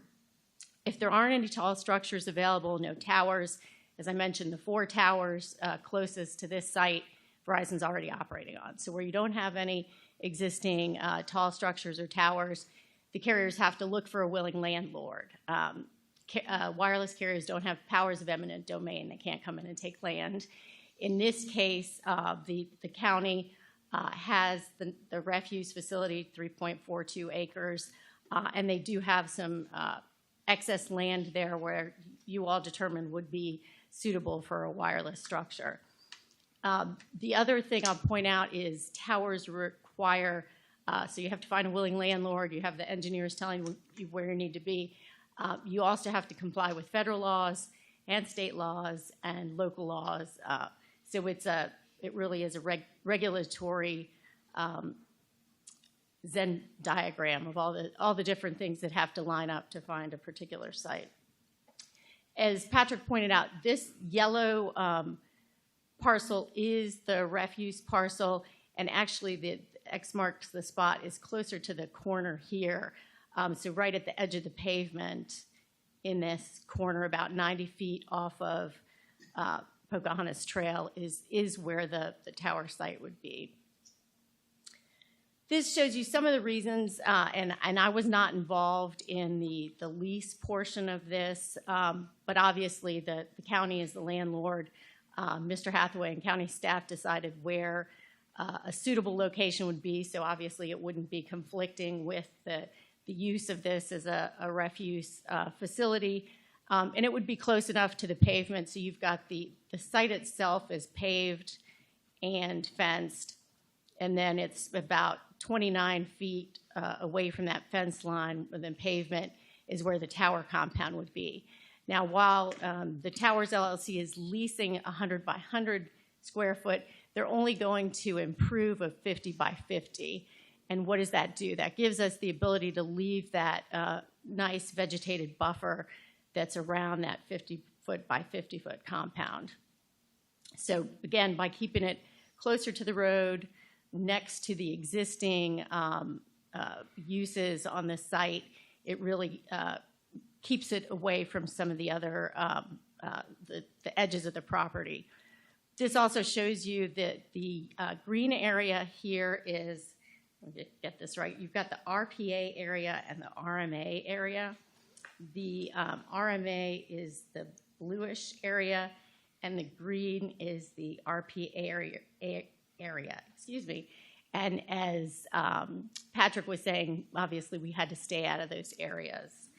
The tower itself, the way the site is located, it's 120 feet from this western property line here. Again, leaving that vegetated buffer of mature trees. It's just over 90 feet from Pocahontas Trail, 300 feet from the northern property line, which is off the grid here, and 272 feet from Old Telegraph Road. The other benefit of keeping the site next to the facility itself is that you don't have a long gravel driveway that you have to carve out of the trees. By putting it right next to what's already paved, they're able to limit the disturbed area and limit the amount of tree cover that has to be removed, because there are some good 70, 80-foot mature trees in that area. This is the design of the tower itself. As Patrick said, it's a monopole, so it's a galvanized steel monopole, 195 feet. It'll have a 4-foot lightning rod on top. I'll note that it'll be built not only for Verizon, but 3 other carriers, and there will be space also for the county. As per the county lease, there will be space made available at the 85-foot level for county equipment, again, as part of the lease process. So it will help not only Verizon, but it will help residents of the county that are other users, and it gives some competition if AT&T or T-Mobile or somebody else wants to locate their antennas on top of this facility. Patrick showed you some of the photo sims. This green dot is the location of the tower, and this is the photo simulations that we did and as part of the balloon test. And this, obviously, this is in the compound right looking straight at it. So this is going to be your most direct, there you go, that shows the galvanized steel pole. This shows other views closer to the road where, because of the tree coverage and that buffer along Old Telegraph Road, there's, we weren't able to see the big red balloon, and the tower itself won't be visible. This is looking back from the west towards the site, shows where you could see the balloon, and then the simulation. This particular shot, the balloon was being blown, so the engineers had to adjust it to the correct location.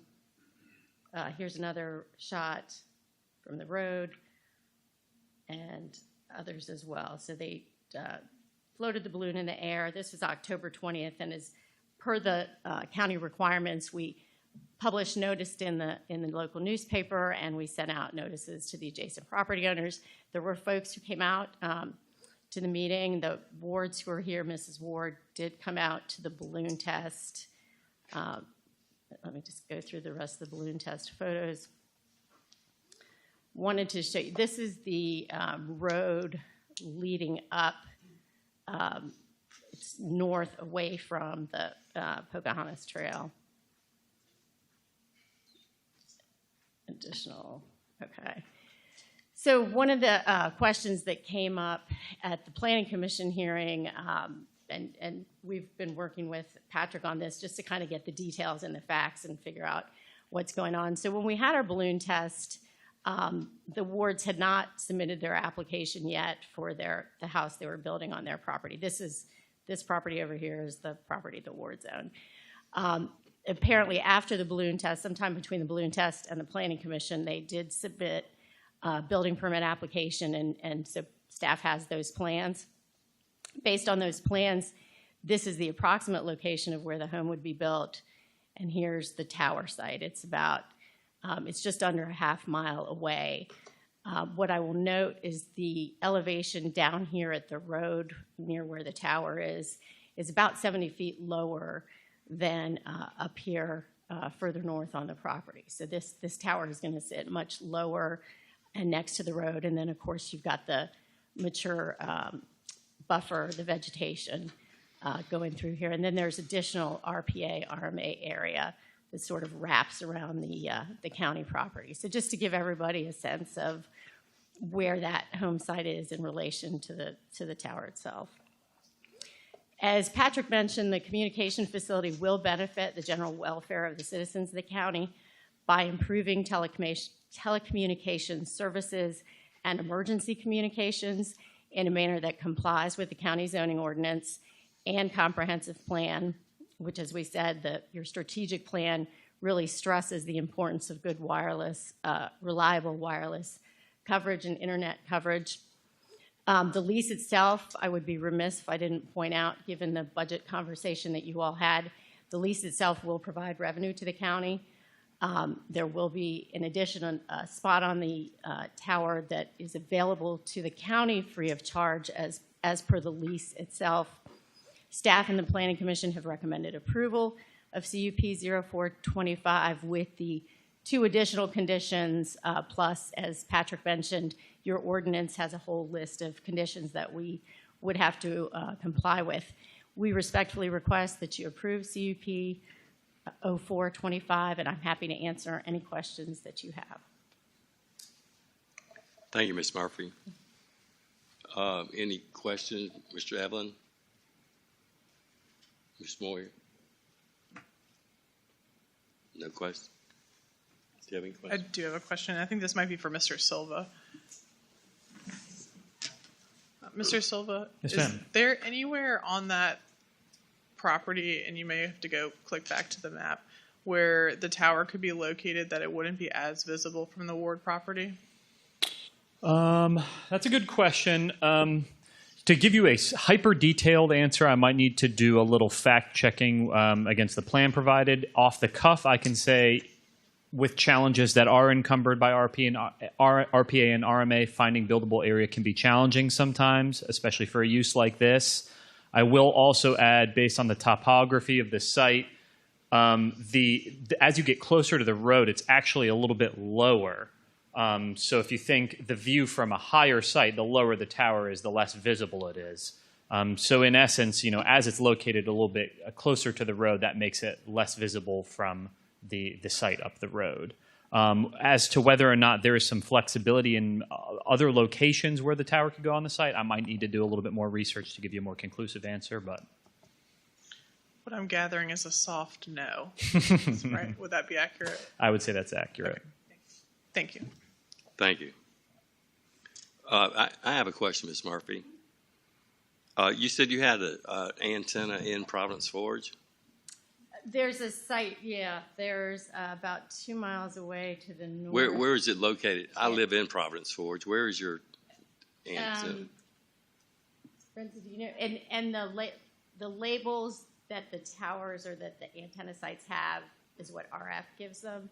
So I'm trying to see if we could get, we know it's called Providence Forge, and we know it's about 2.1 miles to the northwest of the site. But so you don't know the exact location? Yeah, she can get Okay, well, that's all right. But, I mean, like I said, I live in Providence Forge. My wife and I both have cell phones with Verizon. We have no problems. Mm-hmm.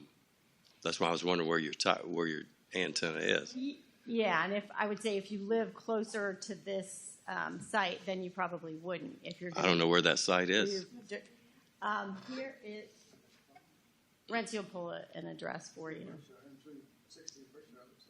Mm-hmm. Oh, no. Yeah, unfortunately, I can't blow this up to get it more granular. We call it Whiteville. Whiteville Tower is over in Oklahoma Telegraph. Or I believe that might be. Yeah, because Old Telegraph kind of wraps around. Mm-hmm.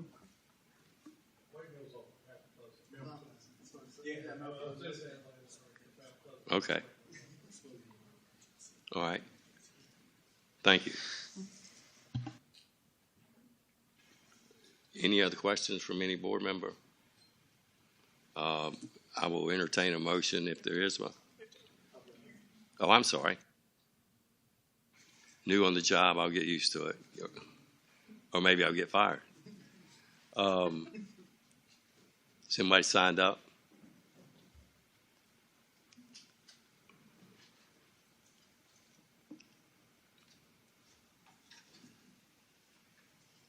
Thanks, Cindy. Whitney Ward.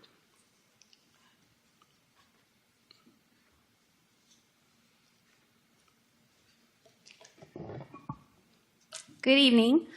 My name is Whitney Ward. My husband and I own the 157-acre parcel adjacent to the proposed tower site. Our address is 12488 Old Telegraph Road. We also own and operate Ed Allen's Campground a few miles away and own another 60-acre parcel that is diagonal to the proposed tower site on 60. I'm here tonight to express my strong opposition to this proposed Verizon tower on Old Telegraph Road. My husband and I grew up in this county. We both graduated from New Kent High School, and after college, we returned home so he could purchase the family business from his mom. We chose to put roots down in the county, raise our children here, and so when we purchased this property in 2020, we intended to do just that. Since 2020, we've received offers from solar farms, developers, and an individual that I'm sure most of this board is very familiar with. We ultimately decided to turn down those offers and build our forever home.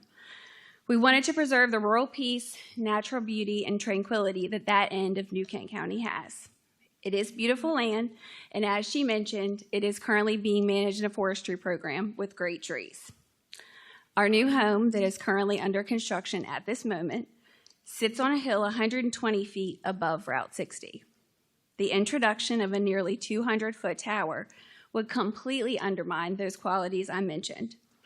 The tower's size and appearance would drastically alter the landscape and permanently impact the aesthetic and environmental value of a landed home that we have invested nearly $2 million in and care deeply about.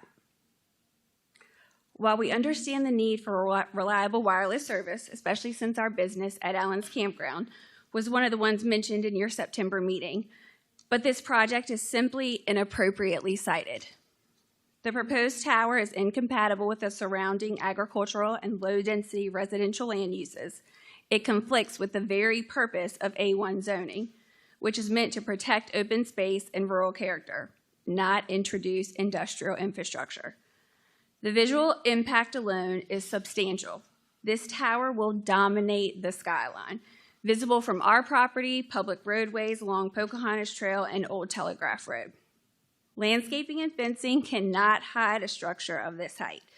Once constructed, the damage will be done to the scenic landscape. This also brings about legitimate concerns about property value and livability. An industrial tower adjacent to private land negatively affects desirability and long-term investment, especially for families who, like ours, have committed to this community with the expectation that rural protections would be upheld. Most importantly, alternatives exist. Co-location on existing towers or placement within commercial or industrial zones should be utilized. I respectfully urge you to deny this conditional use permit. Protecting New Kent County's rural integrity today ensures it remains a place families can invest in and call home tomorrow. Thank you for your time. Thank you, Ms. Moore. No one else signed up, so I will entertain a motion. To what? Oh, I'm sorry. Close the public hearing since no one else signed up. Is there a motion? Let's see, Mr. Chair, I've got a comment and then Okay. potentially a motion.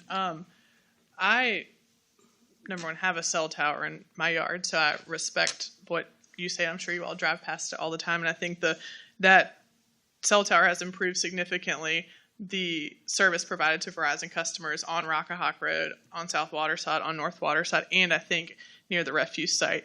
I drove over there today to see what the service was like, and it was not bad service because I wanted to see for myself if we're pitching this as something to improve the general welfare of the residents, whether or not that was actually going to be a main factor. And number 2 or 3, I don't remember where I'm at. I believe some of my fellow board members spoke with Fire and Rescue and said that this tower wouldn't make a significant difference in that regard. So again, going to the general welfare. And I too can appreciate the rural character of the county. Like I said, I have one of these towers a stone's throw from my front porch, so I definitely appreciate wanting to keep it rural. With that, Mr. Chair, unless anybody has anything else, I would move to deny the application for CUP-04-25. Thank you, Ms. Stewart. Ms. Watkins, would you poll the members?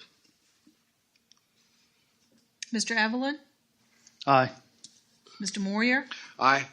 Ms. Pearson? Aye. Ms. Stewart? Aye. And Mr. Steers? Aye. Motion failed. Oh, motion passed. I'm sorry. Mr. Chair, Sorry. Yes, could we get like a 3-minute break, 5-minute break? I was thinking the same thing. Yes, we'll take a 5-minute break and we'll be right back.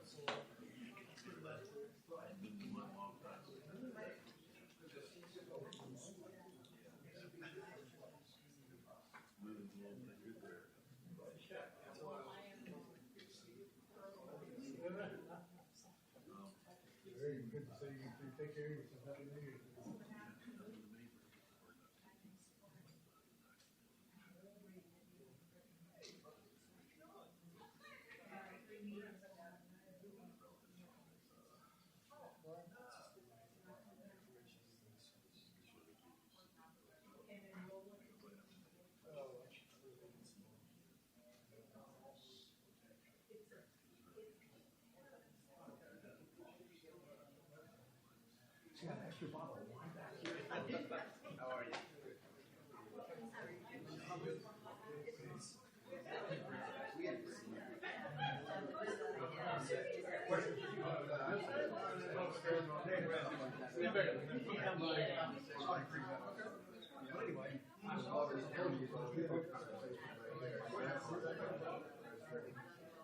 saw we got a little lot. Typically, we would go in and we've got opportunities with the board. Last hour we were at Point Restaurant and to go around that area where also got Adams landed. Particularly across the well, we would like to have some. There's I was literally driving there. We were it didn't look like something that I think was there are a couple, they're not many. Over that stuff down colleges has a boat ramp, it's private. And that's why I think if I'm saying a reservoir, they shut it out and then or even a water. Yeah. There's not. Just costs a lot to get there. Once you're there, yes, we were, but that's not something that they put into consideration. Moving forward. We're just better. I've been told twice already, and need to get before them again. Well, the problem we have is it takes so long to get the process. It takes a couple months to get through the background. If you're hiring somebody without experience, the academy starts in July or starts in January. They said yesterday you can hire them. They will start the academy. It'll be December by the time they graduate the academy. February or March, and they're out to tell where they're actually to go to school. We have two different. I'm sorry, if you can't, we've got two different home academies actually. Greater it's regional academies. They have about 40 different agencies. So they're not from this direction, it's from here to the north. A lot of smaller largest eastern that's their home academy. Westport Police Department. Westport's actually probably the same. King William, they go up to Rappahannock. We're kind of right in the middle. We also use for basic training. We don't use our academy for day-to-day retraining and stuff. But, they're typically running 2 academies a year. We feel we get a much better they're teaching us as a handover. We do this a lot similar versus the regional academy where they're training 40 different agencies. They'll generic how to do it. They'll find out too. But Hanover has allowed us to send people there as well. We actually just have 3 different. Yeah. We have one start the academy. Yeah.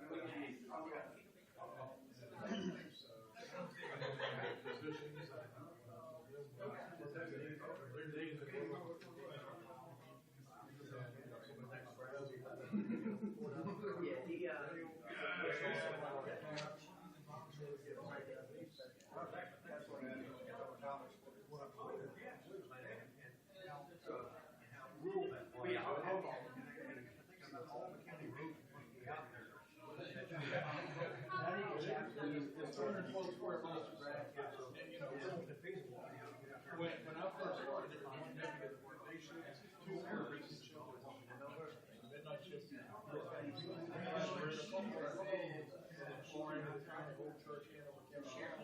We had calls around 60 or out in shore. 90 miles an hour. It was dangerous. You don't know how to we can chat.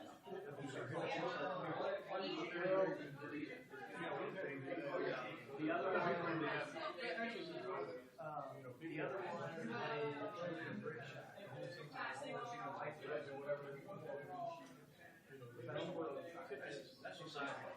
It is. Well, it is. Not just here. What we're seeing. Those We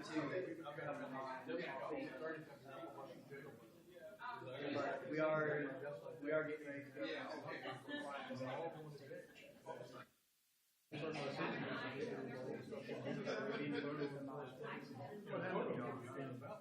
So he said some presentations over last year, and from what his wife said, it cost $300 to $400. My understanding is that it'd be interesting to see what those numbers were. I'm not talking about 71.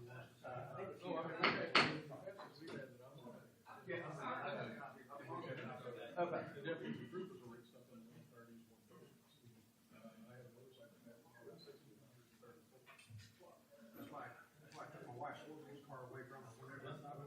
We were taking this with years ago, back in New Jersey.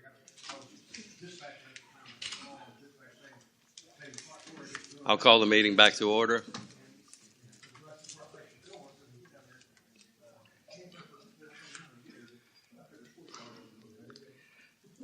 Next on the agenda is public hearing resolution R-04-26 Cox Communications Hampton Roads LLC easement agreement.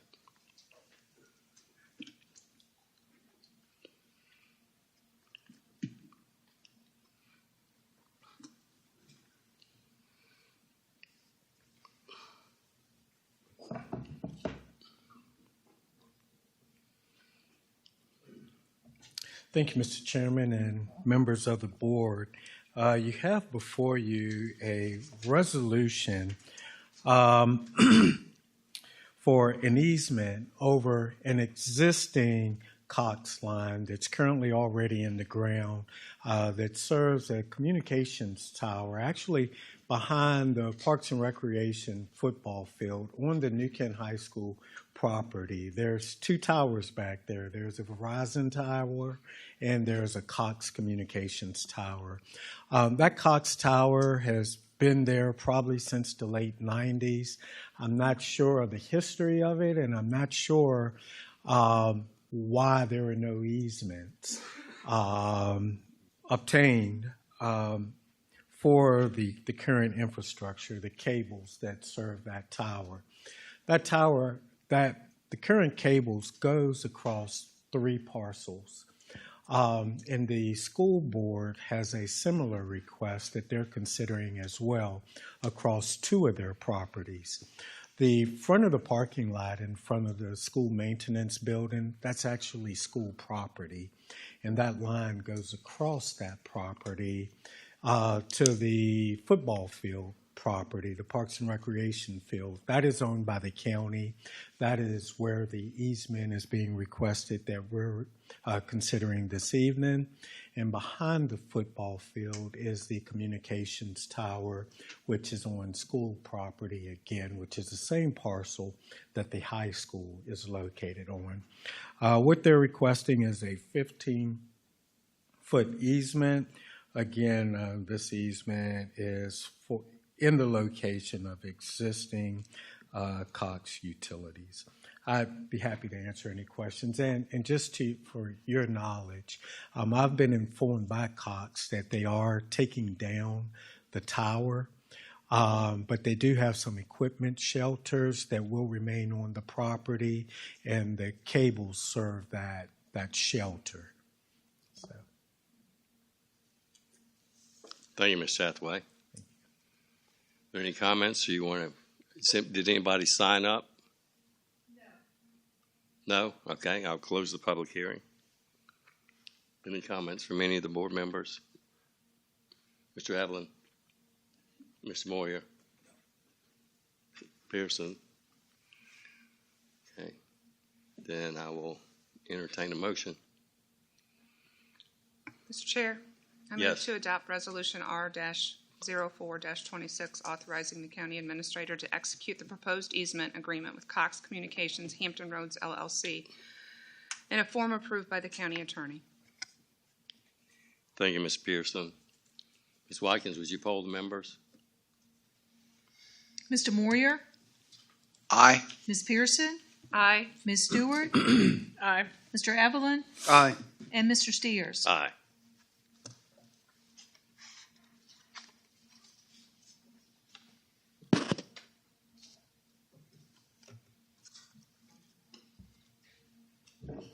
Motion passed. Next on the agenda is the public hearing, the proposed equalized real estate tax levy for fiscal year 2027. Thank you, Mr. Chairman and members of the board. The 2026 real estate assessment, which involves land and improvements, total $6,078,714,842. That is the value of all assessed real estate and improvements in the county.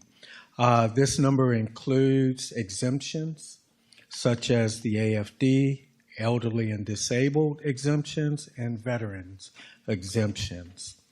The 2026 real estate reassessment value increased from 2025 values by $598,378,104, which equates to a 10.92% increase in real estate values across the county.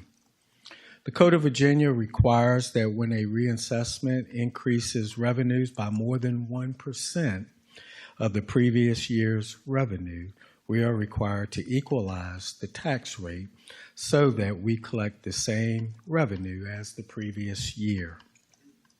Therefore, our Commissioner of Revenue has determined that the equalized real estate tax rate is 54 cents per $100 of assessed value.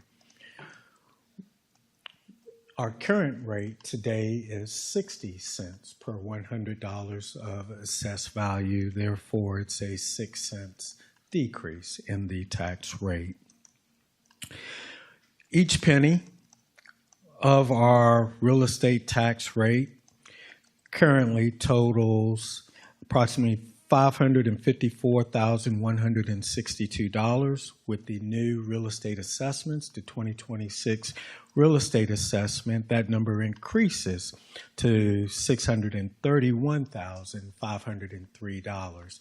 Therefore, previously when we were discussing the schools and possibility of financing, the information that Davenport had presented back in November was based on that 554.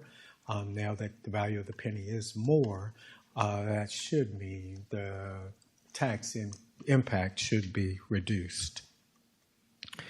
This evening, you have a proposed motion to acknowledge the equalized rate. Later this spring, we will conduct a public hearing on the actual rate to be set for the fiscal year 27 budget. Any variance from the equalized rate of 54 cents per 100 will be the effective tax increase or decrease that will be presented. I believe the schedule is for April of this year. This time I'd be happy to answer any questions. You do have a motion that has been passed out before you.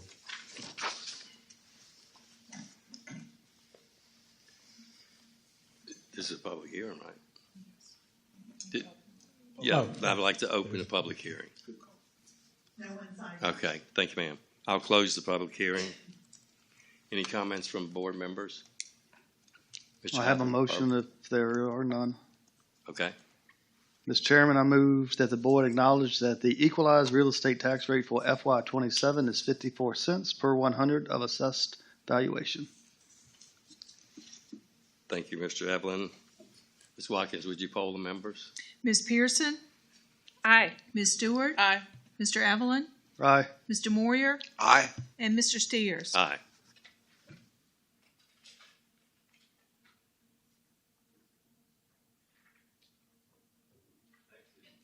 Next on the agenda is the elected officials' reports.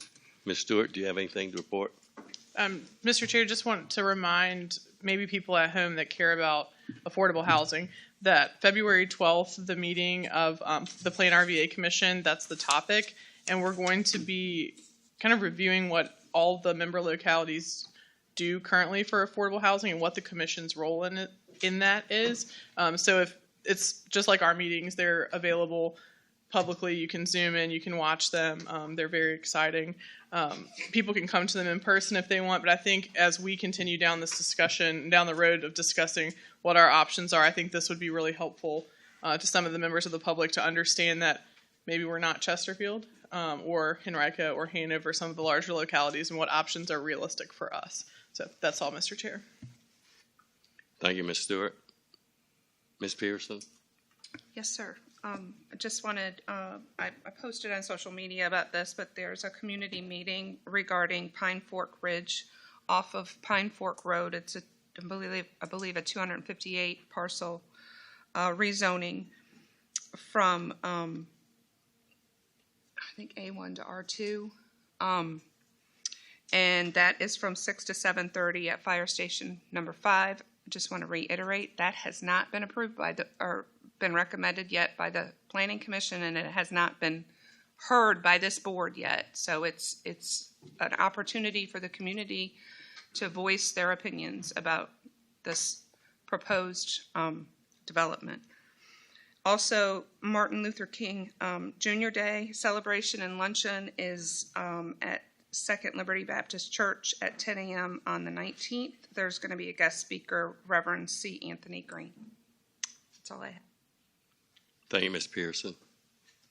Mr. Moyer? Yes, on the 17th, I'll have the monthly town hall meeting, sidewalk meeting at the number 6 fire station for anybody in District 2 or anybody else in the county. Come out, we'll show you the station. We'll also be able to take your concerns and solutions. Thank you. Thank you, Mr. Moyer. Mr. Evelyn? No, sir. At this time, I don't have any reports either. Any staff reports? Yes, sir. I have a few items. First, on Monday, January 26th, New Kent County will be hosting the Peninsula Mayors and Chairs Quarterly Luncheon. We'll be hosting that at Cooper's Tavern. At noon, we will have Michelle Gowdy speaking on behalf of the Virginia Municipal League, and we'll also have a representative from VACO, I'm not sure who, will be coming to give us an update on what's going on in the General Assembly and things that we should be paying attention to. Please let me know if you'd like to attend. We hosted this event last year, and it was a great event. So, also on next week, April 22nd, I will be participating on a panel, a housing symposium for the Richmond region at the Virginia Museum of Fine Arts. On the panel will be City of Richmond's Mayor Danny Avula, Henrico County Manager John Vitokas, and myself. So we'll have a perspective from a city, suburban area, and rural area on the housing needs of this region. So looking forward to that. I believe that event starts around 3:30 on the 22nd. 22nd of January. Mr. January, okay. Yes. It starts at 4 o'clock. Doors open, I believe, at 3:30. I think we went to that last year, didn't we? We did. Yes. Yes. Okay. Yes, we did. Last item I have a letter of support that I'd like to share with you and ask that you authorize the chairman of the Board of Supervisors to sign. This is a letter of support for a Go Virginia grant that New Kent County is partnering with CCAM and the Hampton Roads Workforce Council on. And the purpose of the grant would be to provide career training for our middle and high school students, focusing on STEM, advanced manufacturing, and one other area. Let's sorry, I was drawing a blank. And IT, STEM, and advanced manufacturing. The schools are working with us on this, working with our economic development department. They found space for the program to be housed within the middle school. The Hampton Roads Workforce Partnership is contributing $140,000 towards this program. They've asked that we provide a letter of support to go along with their Go Virginia grant application. Okay. Thank you, Mr. Hathaway. Any other comment? All right, we'll move next to the. Mr. Chairman, What? I move on behalf of the board that you sign this letter for the Go Virginia grant. Okay. Ms. Watkins, would you poll the members? Ms. Stewart? Aye. Mr. Evelyn? Aye. Mr. Moyer? Aye. Ms. Pearson? Aye. And Mr. Steers? Aye. Thank you, Mr. Hathaway. Thank you. All right, next is the appointments by district.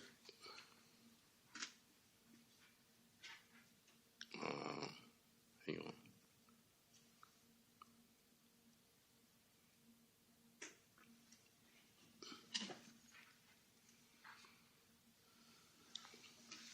Gotta get my computer. Okay. District 1. Mr. Chairman, I move to appoint Carter Hatley as District 1's representative to the Board of Code Appeals. For the Fire Prevention Code of Appeals to serve a 4-year term beginning January 1, 2026, and ending December 31st, 2029. And sorry, my mic was on, but that is, I'm moving to appoint Mr. Carter Hatley as District 1's representative to the Board of Building Code Appeals. Is that it?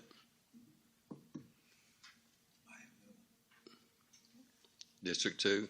No? Yeah. District 3? Yeah, Mr. Chair, I move to appoint Pamela Rodwani as District 3 representative to the Historic Commission to serve a 4-year term beginning January 1st, 2026 and ending December 31st, 2029.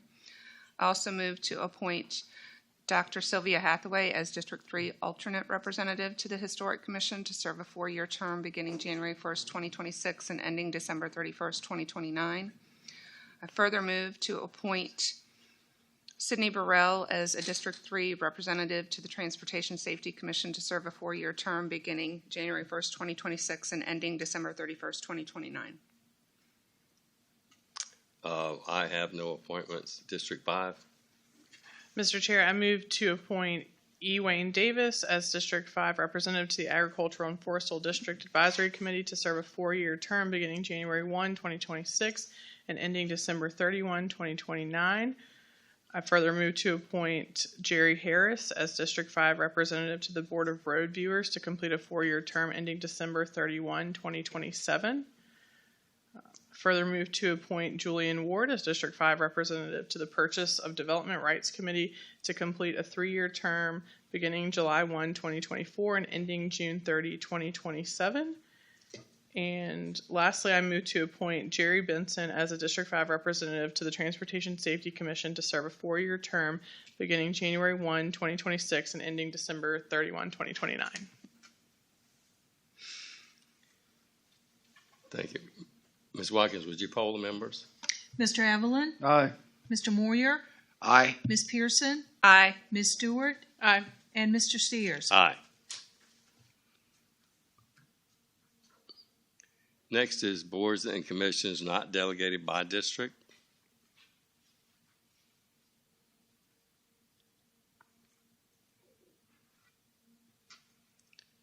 Mr. Evelyn?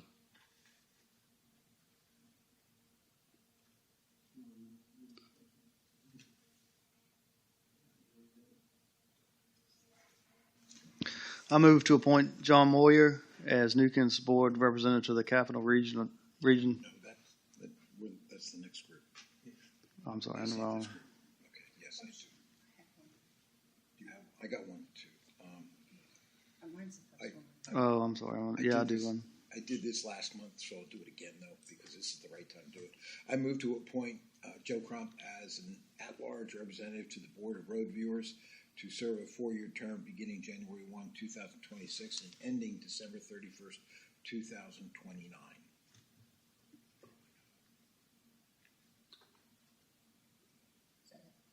Yes, Mr. Chair. Yeah. I move to appoint James Talley as an at-large representative to the Agricultural and Forestal District Advisory Committee to serve a 4-year term beginning January 1st, 2026 and ending December 31st, 2029. I also move to appoint, Camden Jones as a youth member of New Kent County's Youth Community Service Committee to serve a 1-year term ending December 31st, 2026. Also move to appoint Natalie Robinson as a youth member of the New Kent County Youth Community Service Committee to serve a 1-year term ending December 31st, 2026. And finally, I move to appoint Mackenzie Gray as a youth member of the New Kent County Youth Community Service Committee to serve a 1-year term ending December 31st, 2026. Thank you, Ms. Pearson. Ms. Stewart? Mr. Chair, I do Yes. have one. I move to appoint Gage Utsi as a youth member of the New Kent County Youth Community Service Committee to serve a 1-year term ending December 31st, 2026. Thank you, Mr. Evelyn. Damn it. Hang on, my board just went blank.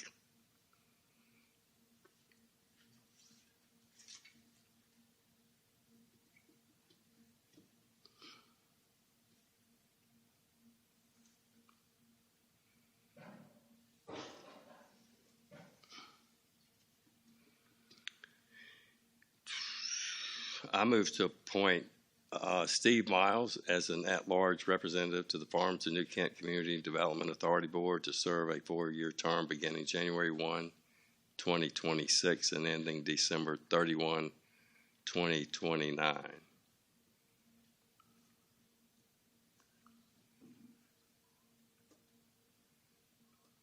And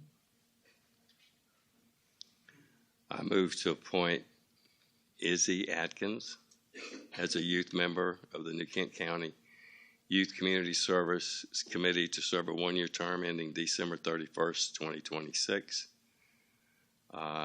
Move to appoint Amari Robinson as a youth member of the New Kent County Youth Community Service Committee to serve a 1-year term ending December 31, 2026.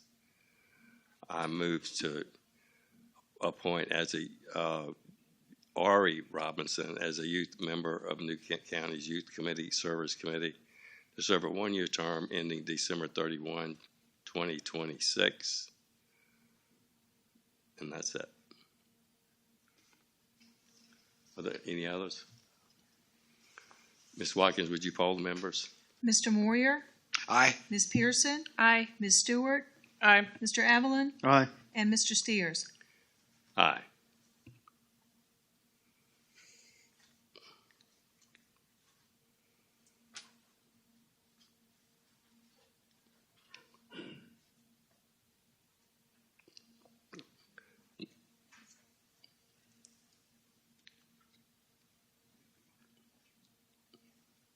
You want to go to regional boards and commissions? Mr. Moyer? I move to appoint John Moy as New Kent Board Representative to the Capital Regional Policy Board to serve a 1-year term beginning January 1, 2026 and ending December 31st, 2026. I move to appoint Rodney Hathaway as New Kent's alternate representative to the Capital Regional Board to serve a 1-year term beginning January 1, 2026 and ending December 31st, 2026. I move to appoint John Moy as New Kent's Board Representative to the Central Virginia Transportation Authority to serve a 1-year term beginning January 1, 2026 and ending December 31st, 2026. I move to appoint Amy Pearson as New Kent's alternate representative to the Central Virginia Transportation Authority to serve a one-year term beginning January 1, 2026 and ending December 31st, 2026. I move to appoint William Dinsmore as New Kent's representative to the Richmond Regional Transportation Planning Organization Citizen Transportation Advisory Committee to serve a four-year term beginning January 1, 2026 and ending December 31st, 2029.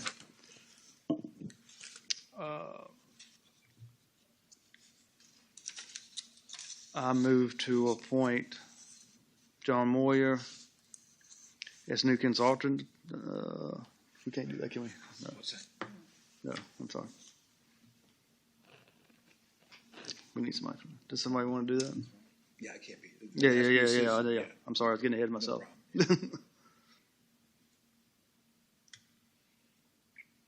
That's it. That's it. It's got to be a citizen, right? Yeah. Right. Does your dad? He wants to be with NRVA, right? I mean, he already does plan Yeah. RVA. Right. Don't they meet on the same day? Or No. Well, we better ask. Will should ask him. Yeah. Don't commit. Because we can't do it. We have to wait for the planning commission to. Yeah, right. Right. Be their recommendation. Right. Are there any other appointments? Sorry, I took them. Ms. Watkins, would you poll the members? Ms. Pearson? Aye. Ms. Stewart? Aye. Mr. Evelyn? Aye. Mr. Moyer? Aye. And Mr. Steers? Aye.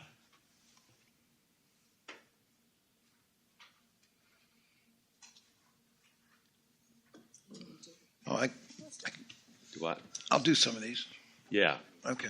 I move to appoint Mr. Ron Steers as board representative to the Agricultural and Forestal District Advisory Committee to serve a one-year term beginning January 1, 2026 and ending December 31st, 2026. I move to appoint Ron Steers as board representative to the Airport Advisory Commission to serve a one-year term beginning January 1st, 2026 and ending December 31st, 2026. Let's see, Mr. Chair, I move to appoint Amy Pearson as the board representative to the Clean County Committee to serve a one-year term beginning January 1, 2026 and ending December 31, 2026. I move to appoint Amy Pearson as the board representative to the Historic Commission to serve a one-year term beginning January 1, 2026 and ending December 31st, 2026. I move to appoint Thomas W. Evelyn as board representative to the Parks and Recreation Advisory Commission to serve a one-year term beginning January 1st, 2026 and ending December 31st, 2026. I move to appoint... If somebody else wants to do it, they can do it. Hey, $75 a month, guys. Okay. Whoops. Do what?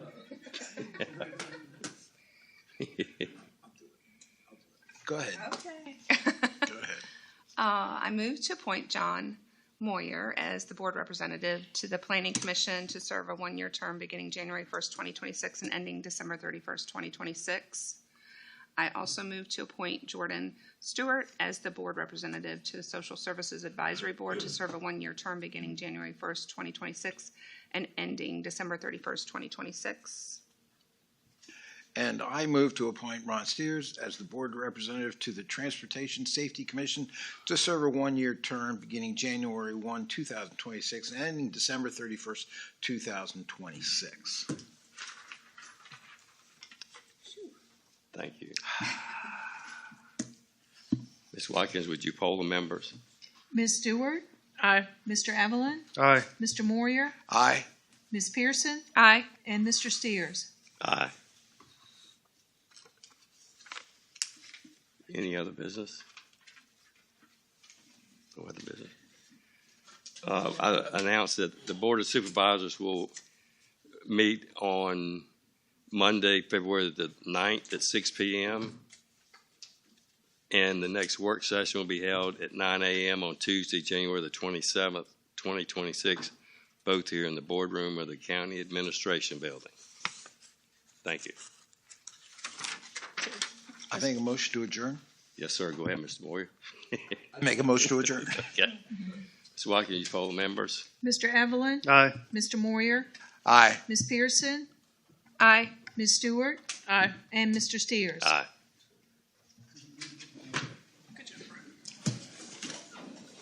I apologize. I was a little